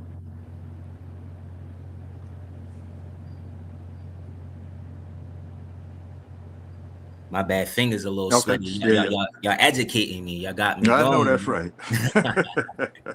No, but they just got a little bounce to them. I know they probably laugh at me if they see me out there because I ain't hitting it right. But you know, they come with a lot of energy with the footwork, and it's a lot of bounce to it. And if you superimpose it next to like a lot of the old native dancing with their feet and how fast they would be going in the circles, it's a lot of the same traditional type of dance. Shout out to my family in St. Louis, and I don't know what the name of that dance is that they created in St. Louis, but you know what I'm talking about, man. I don't know how to do it because I can't dance. Only thing I know how to do is step. I can step now. I know that's right. I ain't gonna do no stepping, man. That's a little too smooth for this show. You know what I'm saying? Yeah, I feel you. Gotta get a little dressed up, Horace. I know, man. No, it's not. No, it's not. Go right ahead, brother. No, man. I'm saying no, man. I got on a t-shirt, man. You can't step in no t-shirt, man. Right. You got that button up. You gotta be looking good. Yeah, you gotta be GQ, man. Yeah, we ballroom in Detroit. You gotta wear a button up. You gotta like button your top. No, just a button-up shirt. You gotta be GQ when you step, man. You gotta be like semi-casual or dressed up. Yeah. At least the quarter zip, huh? DQ, man. Can't just get out there, man. Pussyfooting around, man. You gotta, Right. yeah. You know. Yeah, you remember how Malcolm X was in that movie that Spike Lee made, and him and Spike Lee was walking down the street and they was dressed. That's how you gotta be. Yeah, you gotta be smooth like that, man. Yeah. Yeah. That's a Midwest thing, man. You might not understand, Donnie. Right. They do it in Cleveland too. They be dressed up in Cleveland. St. Louis, they do the same thing. Yeah. Y'all still carry on that tradition, man, at GQ, man. I'm gonna give you some of your comments. DJ Sweetness says crunk dancing. Or maybe that's what it is in St. Louis, crunk dancing. Like that's crunk from LA, that Mac Mall, you know, ain't that Mac Mall out there in Oakland? That part I don't know. I know Mac Dre was from out there. Mac Dre, that's what I'm talking about. It's that Mac Mall, my bad. We're playing it, I think it says I got three of my aunties, Aunt Laura, Aunt Ollie, and Aunt Alma stayed in Vegas. So shout out to my family in I mean not Vegas, but Oakland. DJ Sweetness says she goes back and she reinforces my suggestion. I think you got to give us a snippet. I think you got to show us that you got. I ain't got enough room in here, and I'm bashful. So DJ Sweetness, I can translate that he only does private sessions. One-on-ones. Yeah. Now I know Big Mom Baby One. I know she could probably outstep me. I gotta let you know that I've been so disappointed. I found out. Can we just take a break for a second? I got something for you all. Here you go.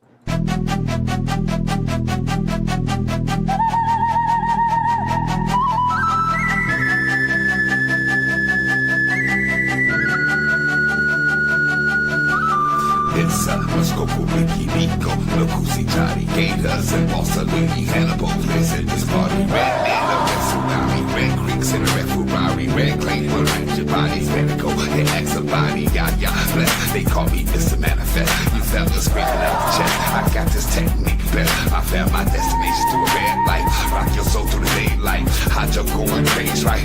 Nancy going crazy, right up, man, fight. I'm purple hazy through the night. I'm thinking chili out of spite. I'm making suki for the slice. I'm speaking Alabama green. I'm South going through the streets. I rock that red, it's out of date.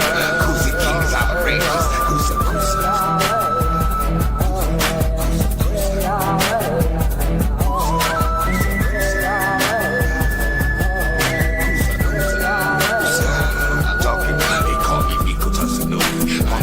Like a dude in the fields of the core, and I got something funny.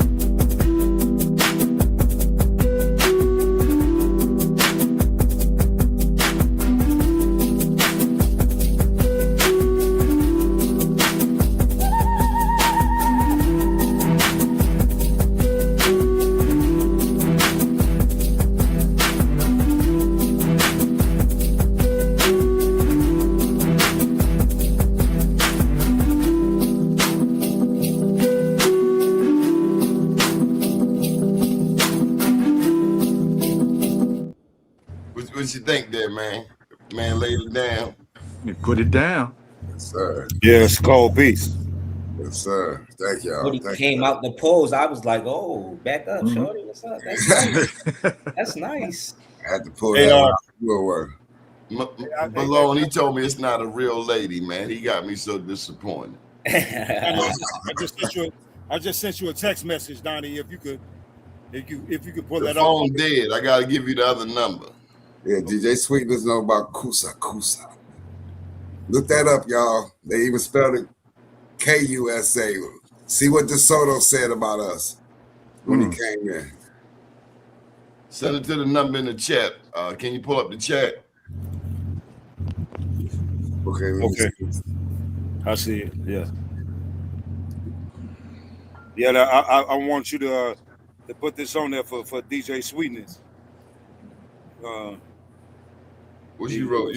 Is this a proposal? Help me great, Brother Hannibal, for us to start something practical for our people is really starting to see some of these mounds and these not even the mounds, just like the cities that these names are named after and make it visual, you know. Yes, Get sir. on trips. You don't gotta go all the way across the world just to learn something new about, you know, our Right. heritage here. Right. And the good thing, like, you know, we was down there last summer, and it's basically undisturbed, really. Only thing, you know, they got like a lot of tree farms there that they mess with, but other than that, the land is basically undisturbed, and you can actually see and feel the energy there. You get what I mean? Beautiful place. You know, I've seen plants that look like palm trees that are little short little things. You get what I mean? So it's a beautiful place. Beautiful place. That's right, Big Ma Baby One. It's a way of life. Exactly. Yes, it is. I just said that to you, man. If you could pull it up, that's cool. If not, then you know. She said go to Dressed and Press. Okay, yeah. Yeah, my one of my guys work at the one on out there on 147th. I don't know, that might still be Harvey. Well, we getting ready to see it. Is this some smut, man? Oh no, man. That's okay. Okay. Oh yeah, that's that step, baby. There you go. Turn it up some, Donnie. Ain't go no loud.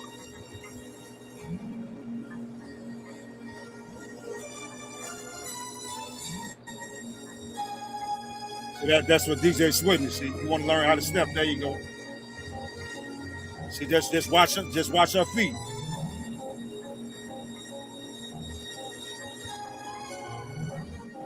Now help me out. Are you preparing DJ Sweetness for what she need to practice for when y'all go on y'all date?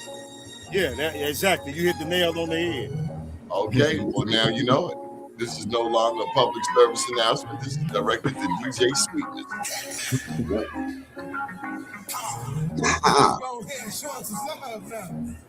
Like what you see.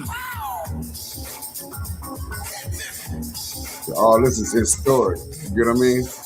Old stuff we used to do. Hey.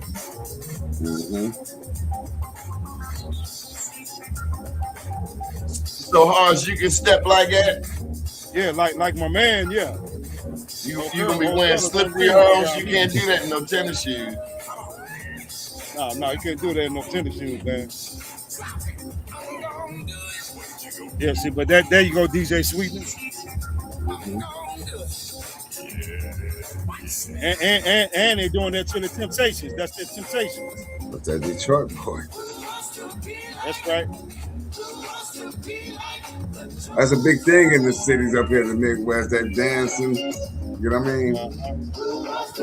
And see, now, they sort of imitate that with the salsa. You know?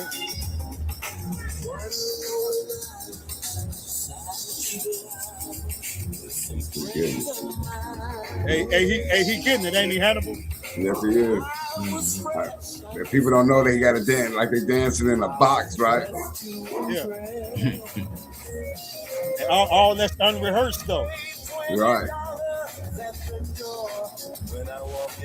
It's like once you keep that step, they got that rhythm, that pattern. You can do whatever you do in the middle of it, right? Yeah, that's it. Do what you want to do, as long as you got that rhythm. Our little ballroom is a little, how we do our little thing in Detroit, a little bit different than you guys. Yeah, we do the salsa too, and incorporate it into the little dance moves. Right. Now that's the smoothest dance on the land right there, though, Donnie. DJ Sweetness talking to you. You better pay attention. I got you. Oh, you gonna have a dance like that? Oh my. Lord have mercy. 3, 2, 1. Okay. All right. Y'all go ahead and give it up for Nike and Turner. Stop playing.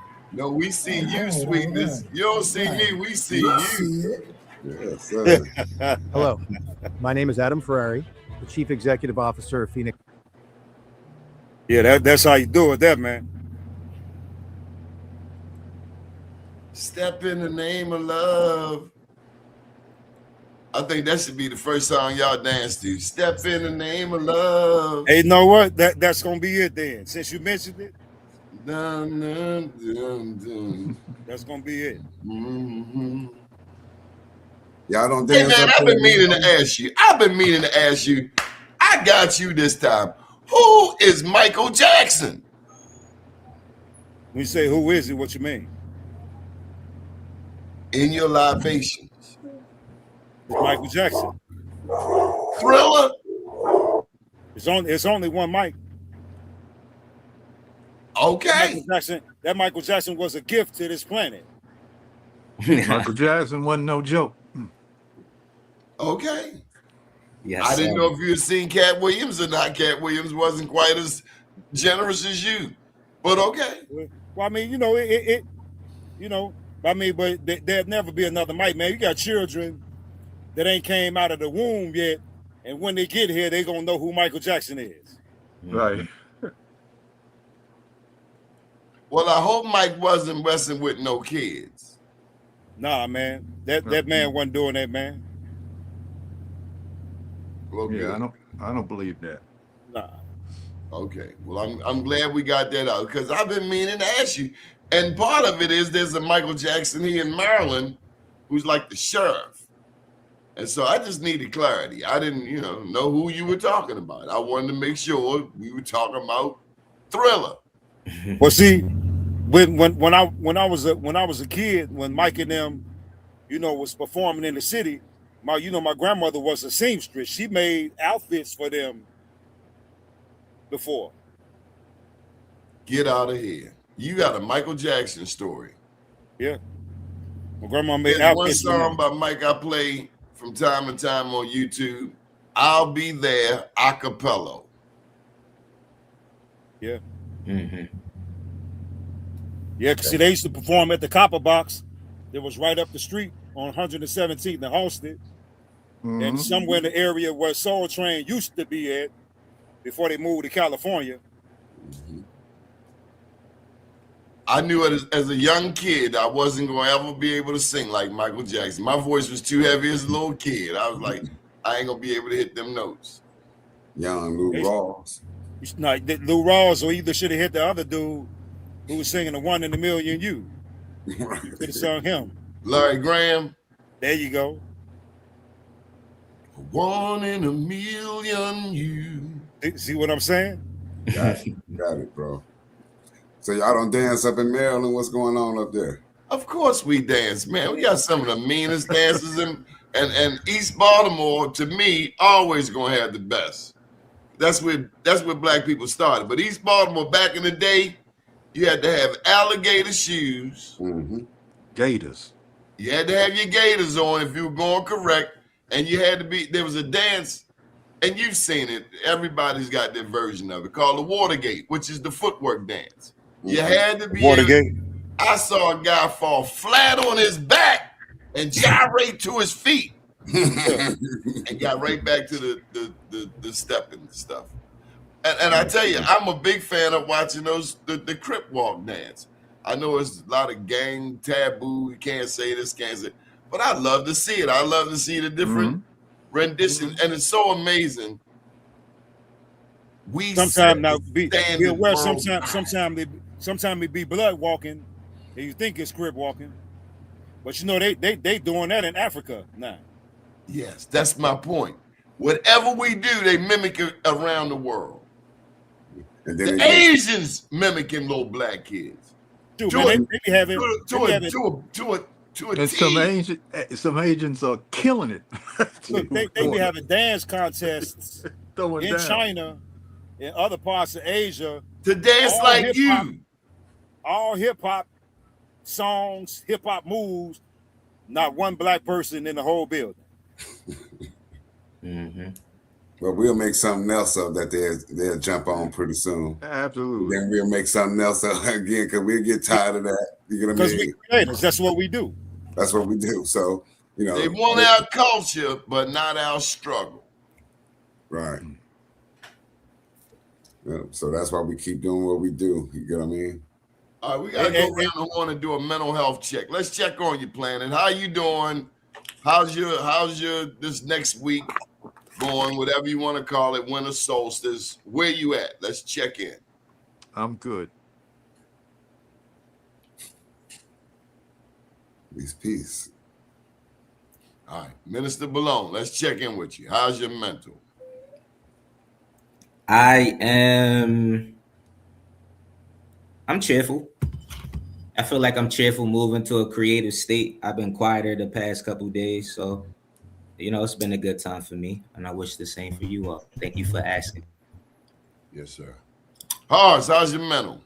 That's right. You're gonna take 3 days to see your daughter for a birthday. Yeah, well, I'm pretty fair for a square, man. I feel good each day I rise. Like Ra. Especially knowing that my people are waking up to who we are on the land. So I feel damn good, brother. Mm-hmm. Well, I'm say happy birthday to your baby mama. I mean, to your friend, her daughter's birthday is today. Happy birthright. Happy birthday. Happy birthday. My first daughter. Happy birthright. Hannibal, how's your mental? Well, I'm always awesome. You know what I'm saying? My ambitions is high. You know what I'm saying? I'm more creative now. You know what I'm saying? So I see, you know what I'm saying? I feel good. You know what I'm saying? So I'm in a good mental place.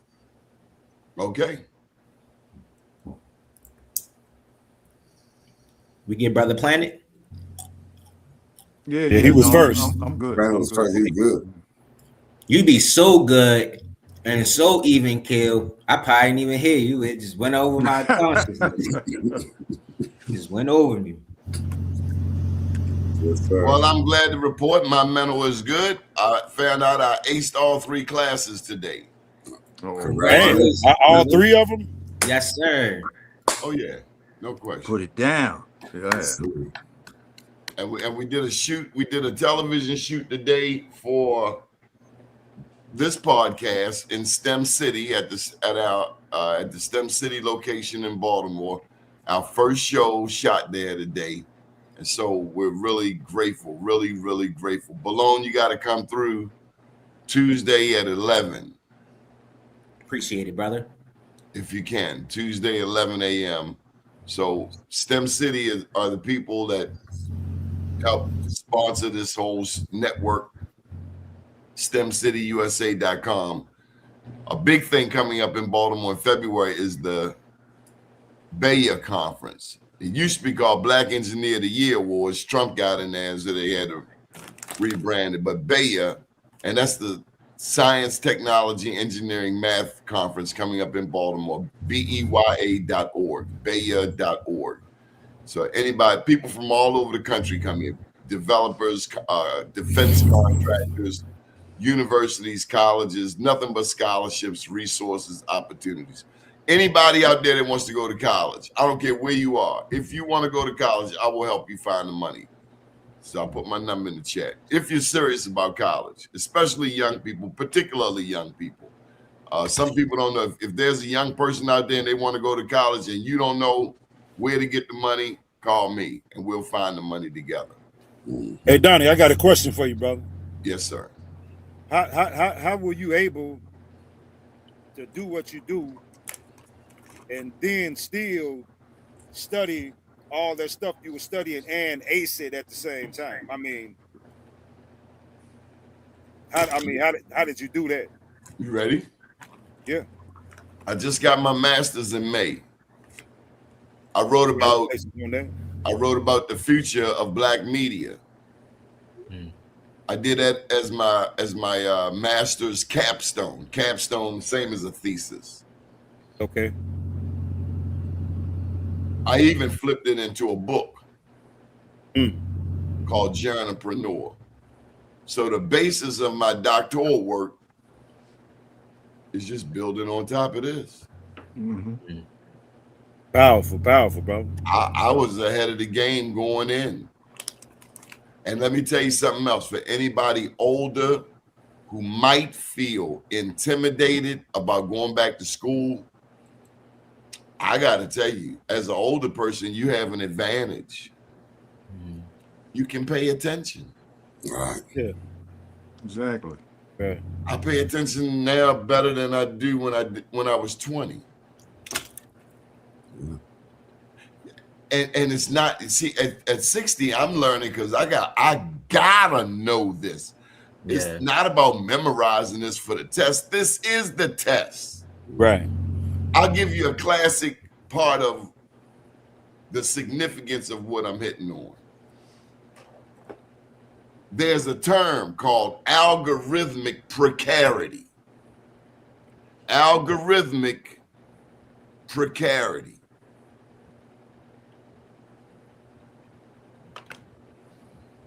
I got something for you. I can show you better than I can tell you.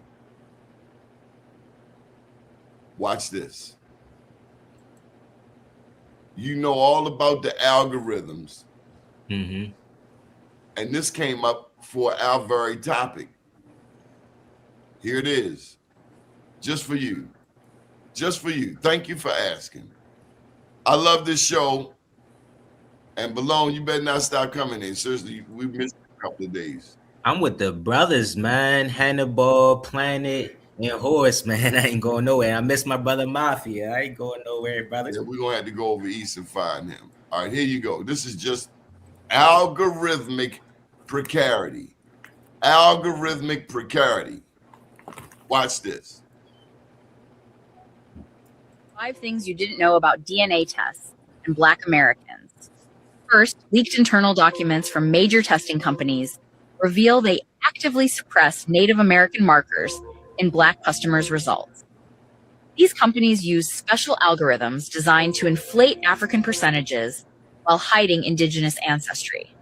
Second, genetic counselors receive training manuals instructing them to dismiss Native American results in Black patients as database errors.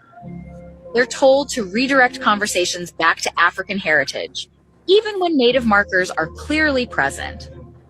Third, the federal government provides financial incentives to DNA companies that maintain the African narrative. Companies receive subsidies for keeping Black Americans classified as primarily African descent.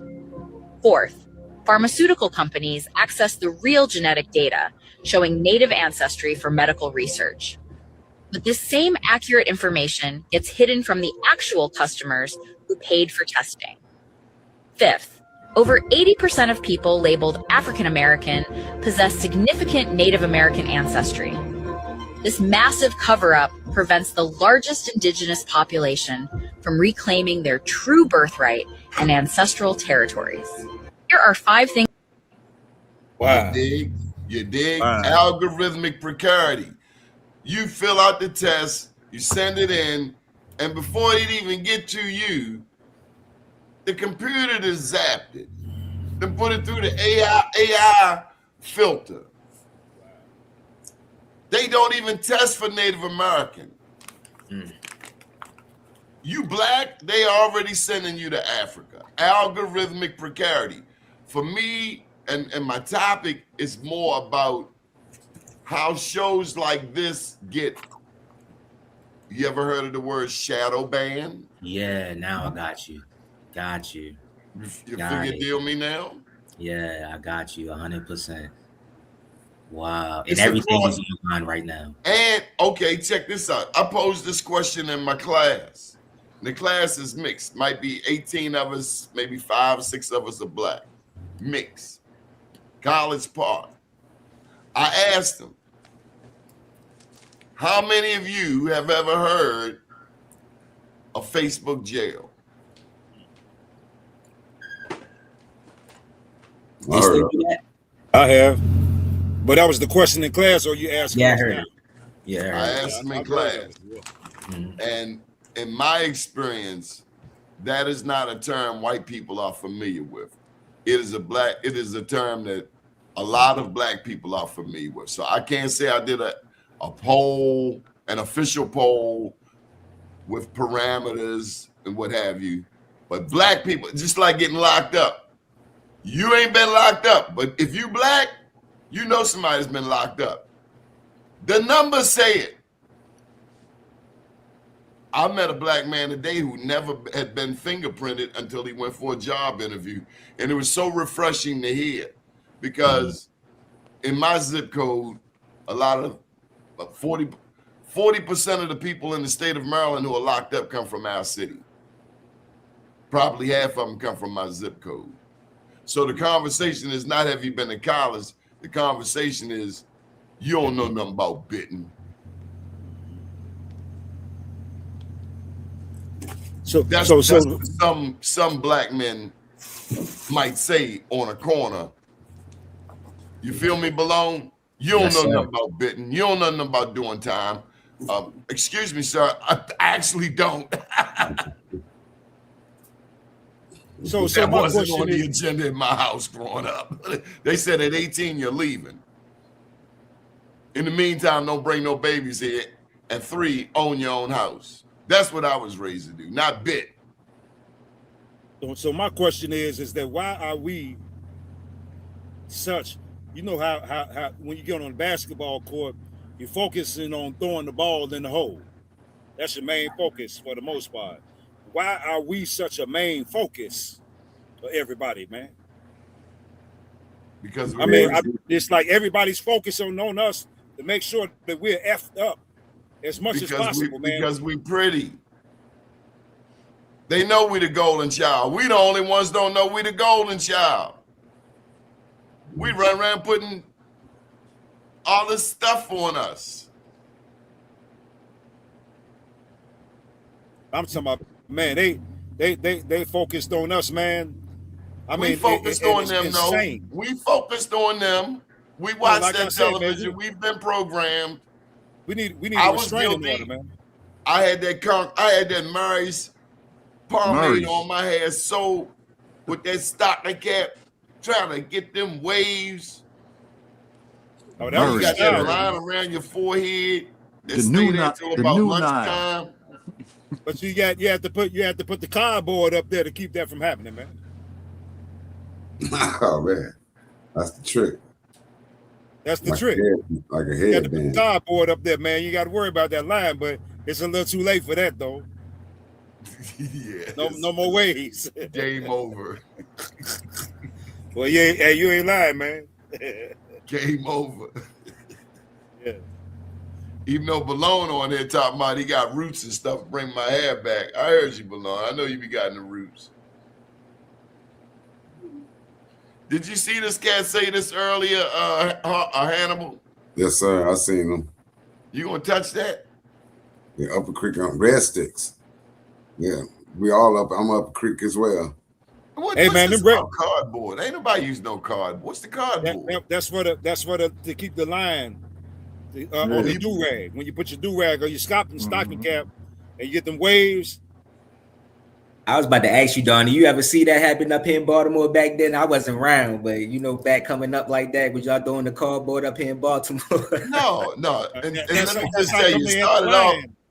Yeah, I get you. As soon as you said it, I was like, that's smart. But I know that my people up here, they be on their style stuff. They like, man, put no damn cardboard on my head. Ain't no damn cardboard. But I tell you this, long before it was a do-rag, do you know what they use? What? Stockings. Oh, yeah. I come from that era too. Woman's stocking, just cut it. Just cut it. Yeah.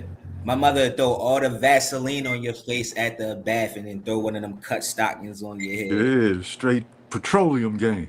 Yeah. but on another note about them red sticks, I want to resurrect them publicly. I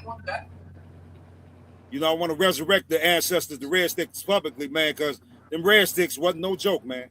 Tell them. They were scared to death of them red sticks. Tell them. Well, I think that's the spirit that I'm trying to bring across when I call myself Miko Nkusi Chari. I mean Chief Red Bear. Man, that sounds like you saying something nasty to a girl. Say it again. Chico Nkusi Chari. What? Miko Nkusi Chari. Nkusi means bear and Chari means red. Miko means Nkusi Chari. What does it? Meet me at my house at 6. What do you say? I said Miko. Miko is a peacetime chief. Tustanugi is your wartime chief. You know what I'm saying? I want to see how I say that to DJ Sweetness.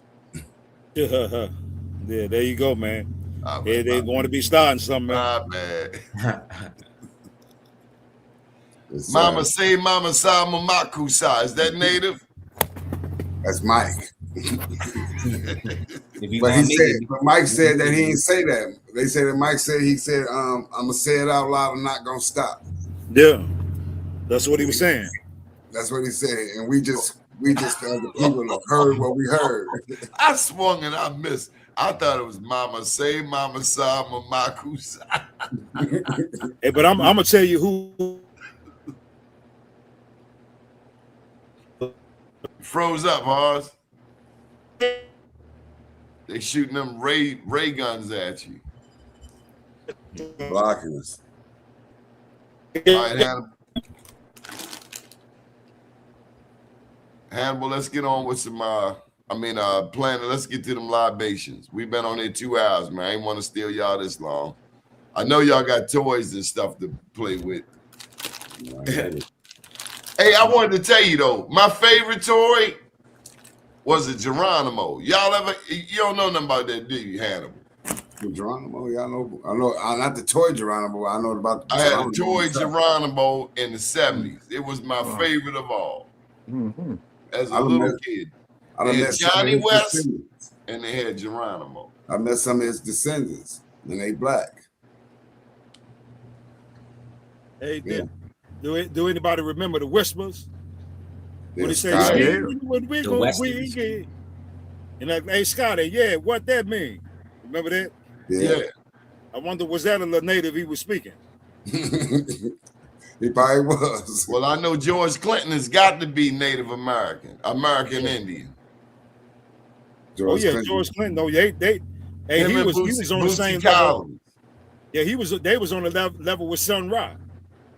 Mm-hmm. Yeah, he recognized the Sun Ra. Well, yeah, I'm still a baby. A rhyme star, rock star, don't give it to me, baby bubba. Yeah, George Clinton, he said he been online lately rapping Rakim's rhymes lately. And Kendrick Lamar sat and learned from George Clinton, didn't he? Yeah. Kendrick, now that boy's prophetic. Yeah, shout out to K. Dot. And George Clinton learned from James Brown. Mm-hmm. Yeah. He's Indian from what? Where he from? Where he from in Georgia? Albany. Who? James Brown. Yeah, because he was James Brown. Augusta GA. Yeah. He even talk about his Native American history. You know what I mean? Mm-hmm.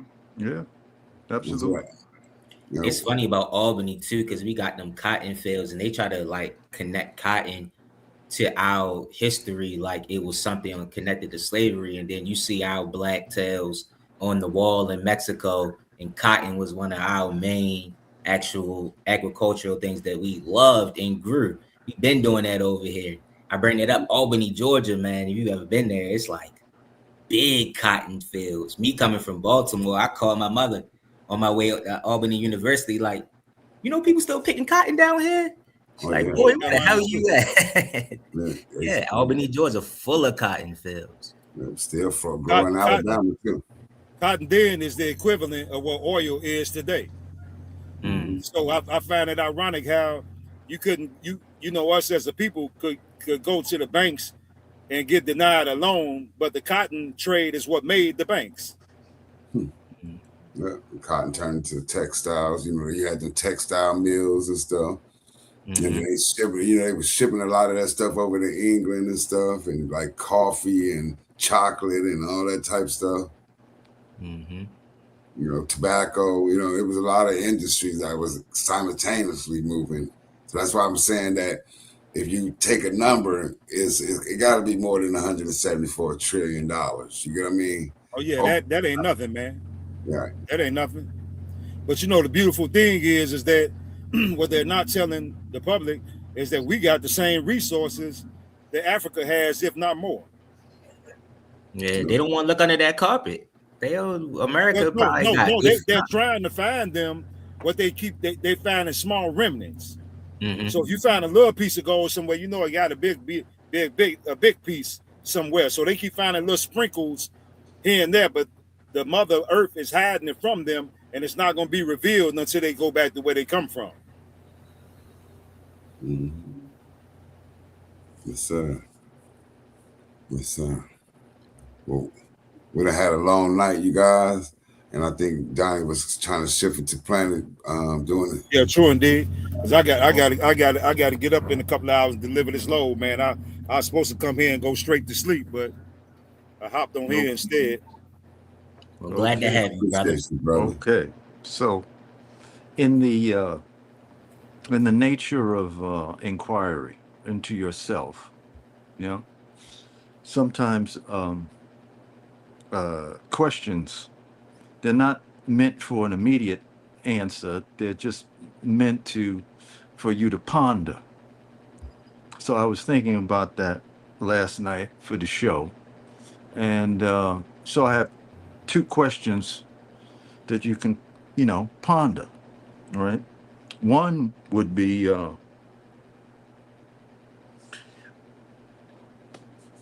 who were you before you had a name? That would be one, just to ponder. And the other one is, we all have dreams from time to time. You know? So when you have a dream, you sleep, so to speak, and you have this dream. And you see this and you see that in the dream. Well, where does the light come from in the dream? So yeah, you can just ponder those.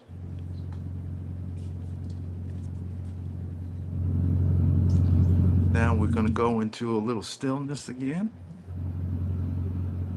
And we're going to take three breaths today.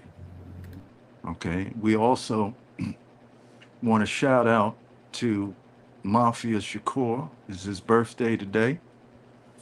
We want to send him some energy through the silence of the vibration of the bell,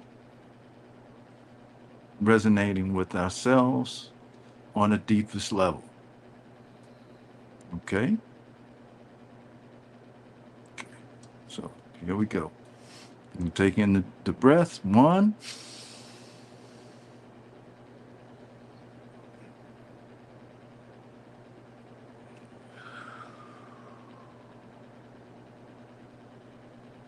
2.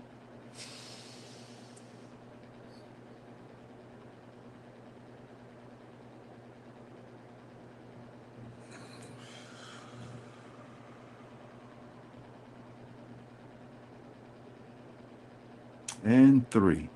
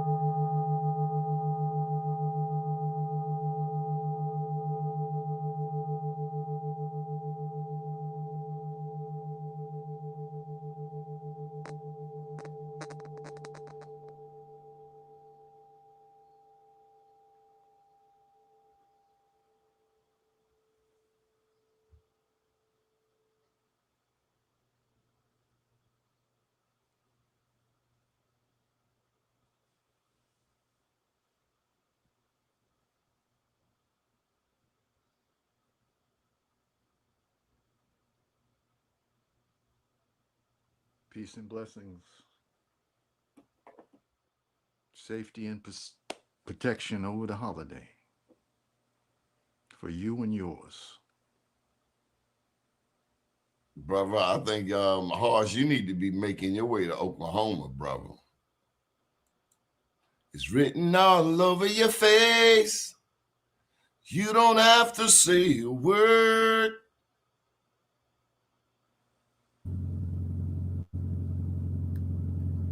And what you say, Michael Jackson would say, he gonna say it, he just ain't gonna stop. That's Donnie.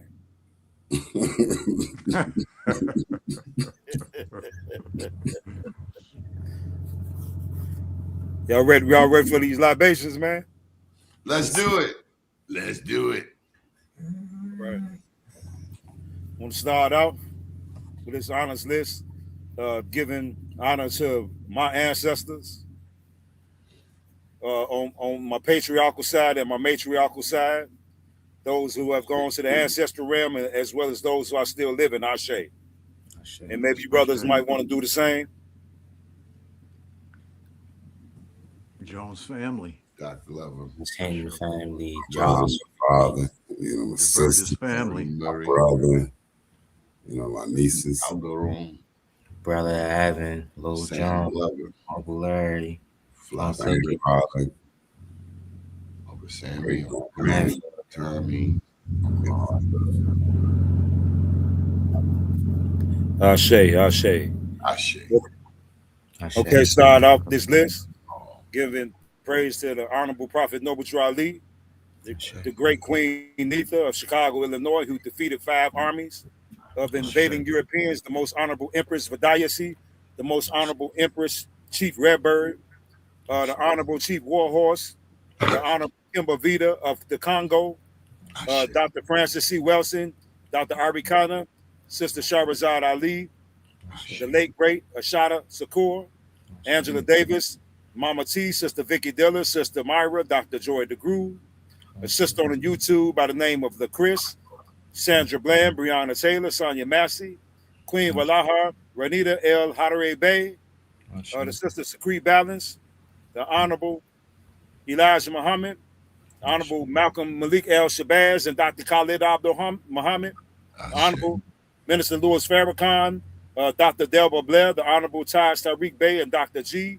the Honorable Dr. Claude Anderson, Sun Ra, the late great Mayor Hale Washington, the first Black Illinois, the late great Michael Jackson, Patrice Lumumba, Professor P.L.O. Lumumba, C. Freeman Hill, Dr. Martin Luther King, Che Guevara, the most honorable Dr. Malachi Z. York, Omali Yesatila, my right-hand man Julius Malema of South Africa, my other right-hand man President Ibrahim Traore of Burkina Faso, and my other right-hand man General Barbecue of Haiti. The beloved brother Bobby Hemmett, the Honorable Reverend Dr. Phil Valentine, Nellie Fuller, Fred Hampton, Clarence 13X, a.k.a. the Father God Allah, Puddin, Anthony T. Browder, Professor James Small, Dr. Booker T. Coleman, Rod Hayes, Young Elder, Steve Coakley, Billy Carson, 19 Keys, Dane Calloway, Karimio Ahua, Rizza Islam, the legendary Top Cats. I'd like to send a special shout out to my man over at Taylor House Publishing, the late great Dr. Sebi and Leila O Africa, the Honorable King Randall, and Yakir Wakeman. And I'd like to send a special shout out to my man Rashad Jamal, Free Rashad Jamal. The Honorable Honorable Donnie Glover for providing us with this platform for us to reach our people. The most honorable Planet Wells for his spiritual guidance during these troublesome times. The honorable and beloved brother Hannibal James for his genealogy knowledge and so forth and so on. Happy birthright to the young and wise and intelligent brother Mafia Shakur, the beloved brother Minister Balone, and to all of our viewers who are 100% on our team in this monumental and indigenous movement here on Turtle Island, without any questions asked whatsoever. Ashe. Regina Harris, leader fourth. Regina Harris in the chat, Big Ma Baby, Divine Rights, Harold Thornton, DJ Sweetness, Kiba. Kiba has been on a roll all evening. Night Crave, thank you, Night Crave. I think that's pretty much it. Before you go, Hannibal, tell me one thing you wish for right now. I wish for our people to get the understanding of who they are. You know what I'm saying, and understand who they are. You know, find your family, find your people. That's what I wish. Find your people. Hannibal, one thing you wish for. Finding your people. Like I said, Donnie. I mean, I'm Horace. I'm sorry. I wish for us to get paid what we owe and our land back. Planet. I wish for everybody to get their own damn bowl. I wish the people to embrace the love inside themselves and to accept the reality of their beautiful self. Malone, one thing you wish for. Something similar. I was going to say, that we find peace and love in our internal selves. And then, don't be afraid of shining that light when we get out in front of our people. Give ourselves permission to be our higher selves. I wish that we get to do this show through our next anniversary. Which is, I say to that, brother. What's the next anniversary? Technically, August 15th will make 1 year of Yes, this sir. Indigenous series. Got it. I say to I that. seen them surnames. I seen the names that they added in the comment. Yeah, special shout out to DJ Sweetness and Big Mama Baby One. Hey man, look, we're gonna leave the screen. We're gonna all leave the screen. You go and talk to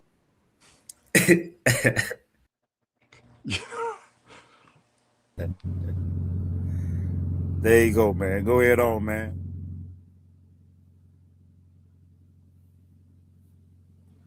we see what the first date gonna look like. It's gonna be real. You just gonna be staring and stuff. You gotta say something to him, man. How you doing? Mona Sakapona. All right. It's a Muskogee leaky. Wow. Yes, sir. Be real, gentlemen. Take a break.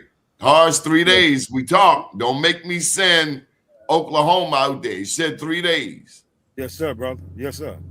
Next week, and go see my baby. Yeah, man. I got to get up at 4 o'clock and deliver this load. I'm Right. I got a couple hours. Give me a little nap here, man. Peace, peace, peace. Peace, everybody. Is it black man blushing? Look at Divine Writers. Talking about be nice, Donnie. He blushing. Get out of here. He is blushing. Yes, sir. And she kept, just put your phone number. What's Let's get off the screen. She said, "Talk to me." Yeah, what's your email? Yeah. Don't be look, yeah.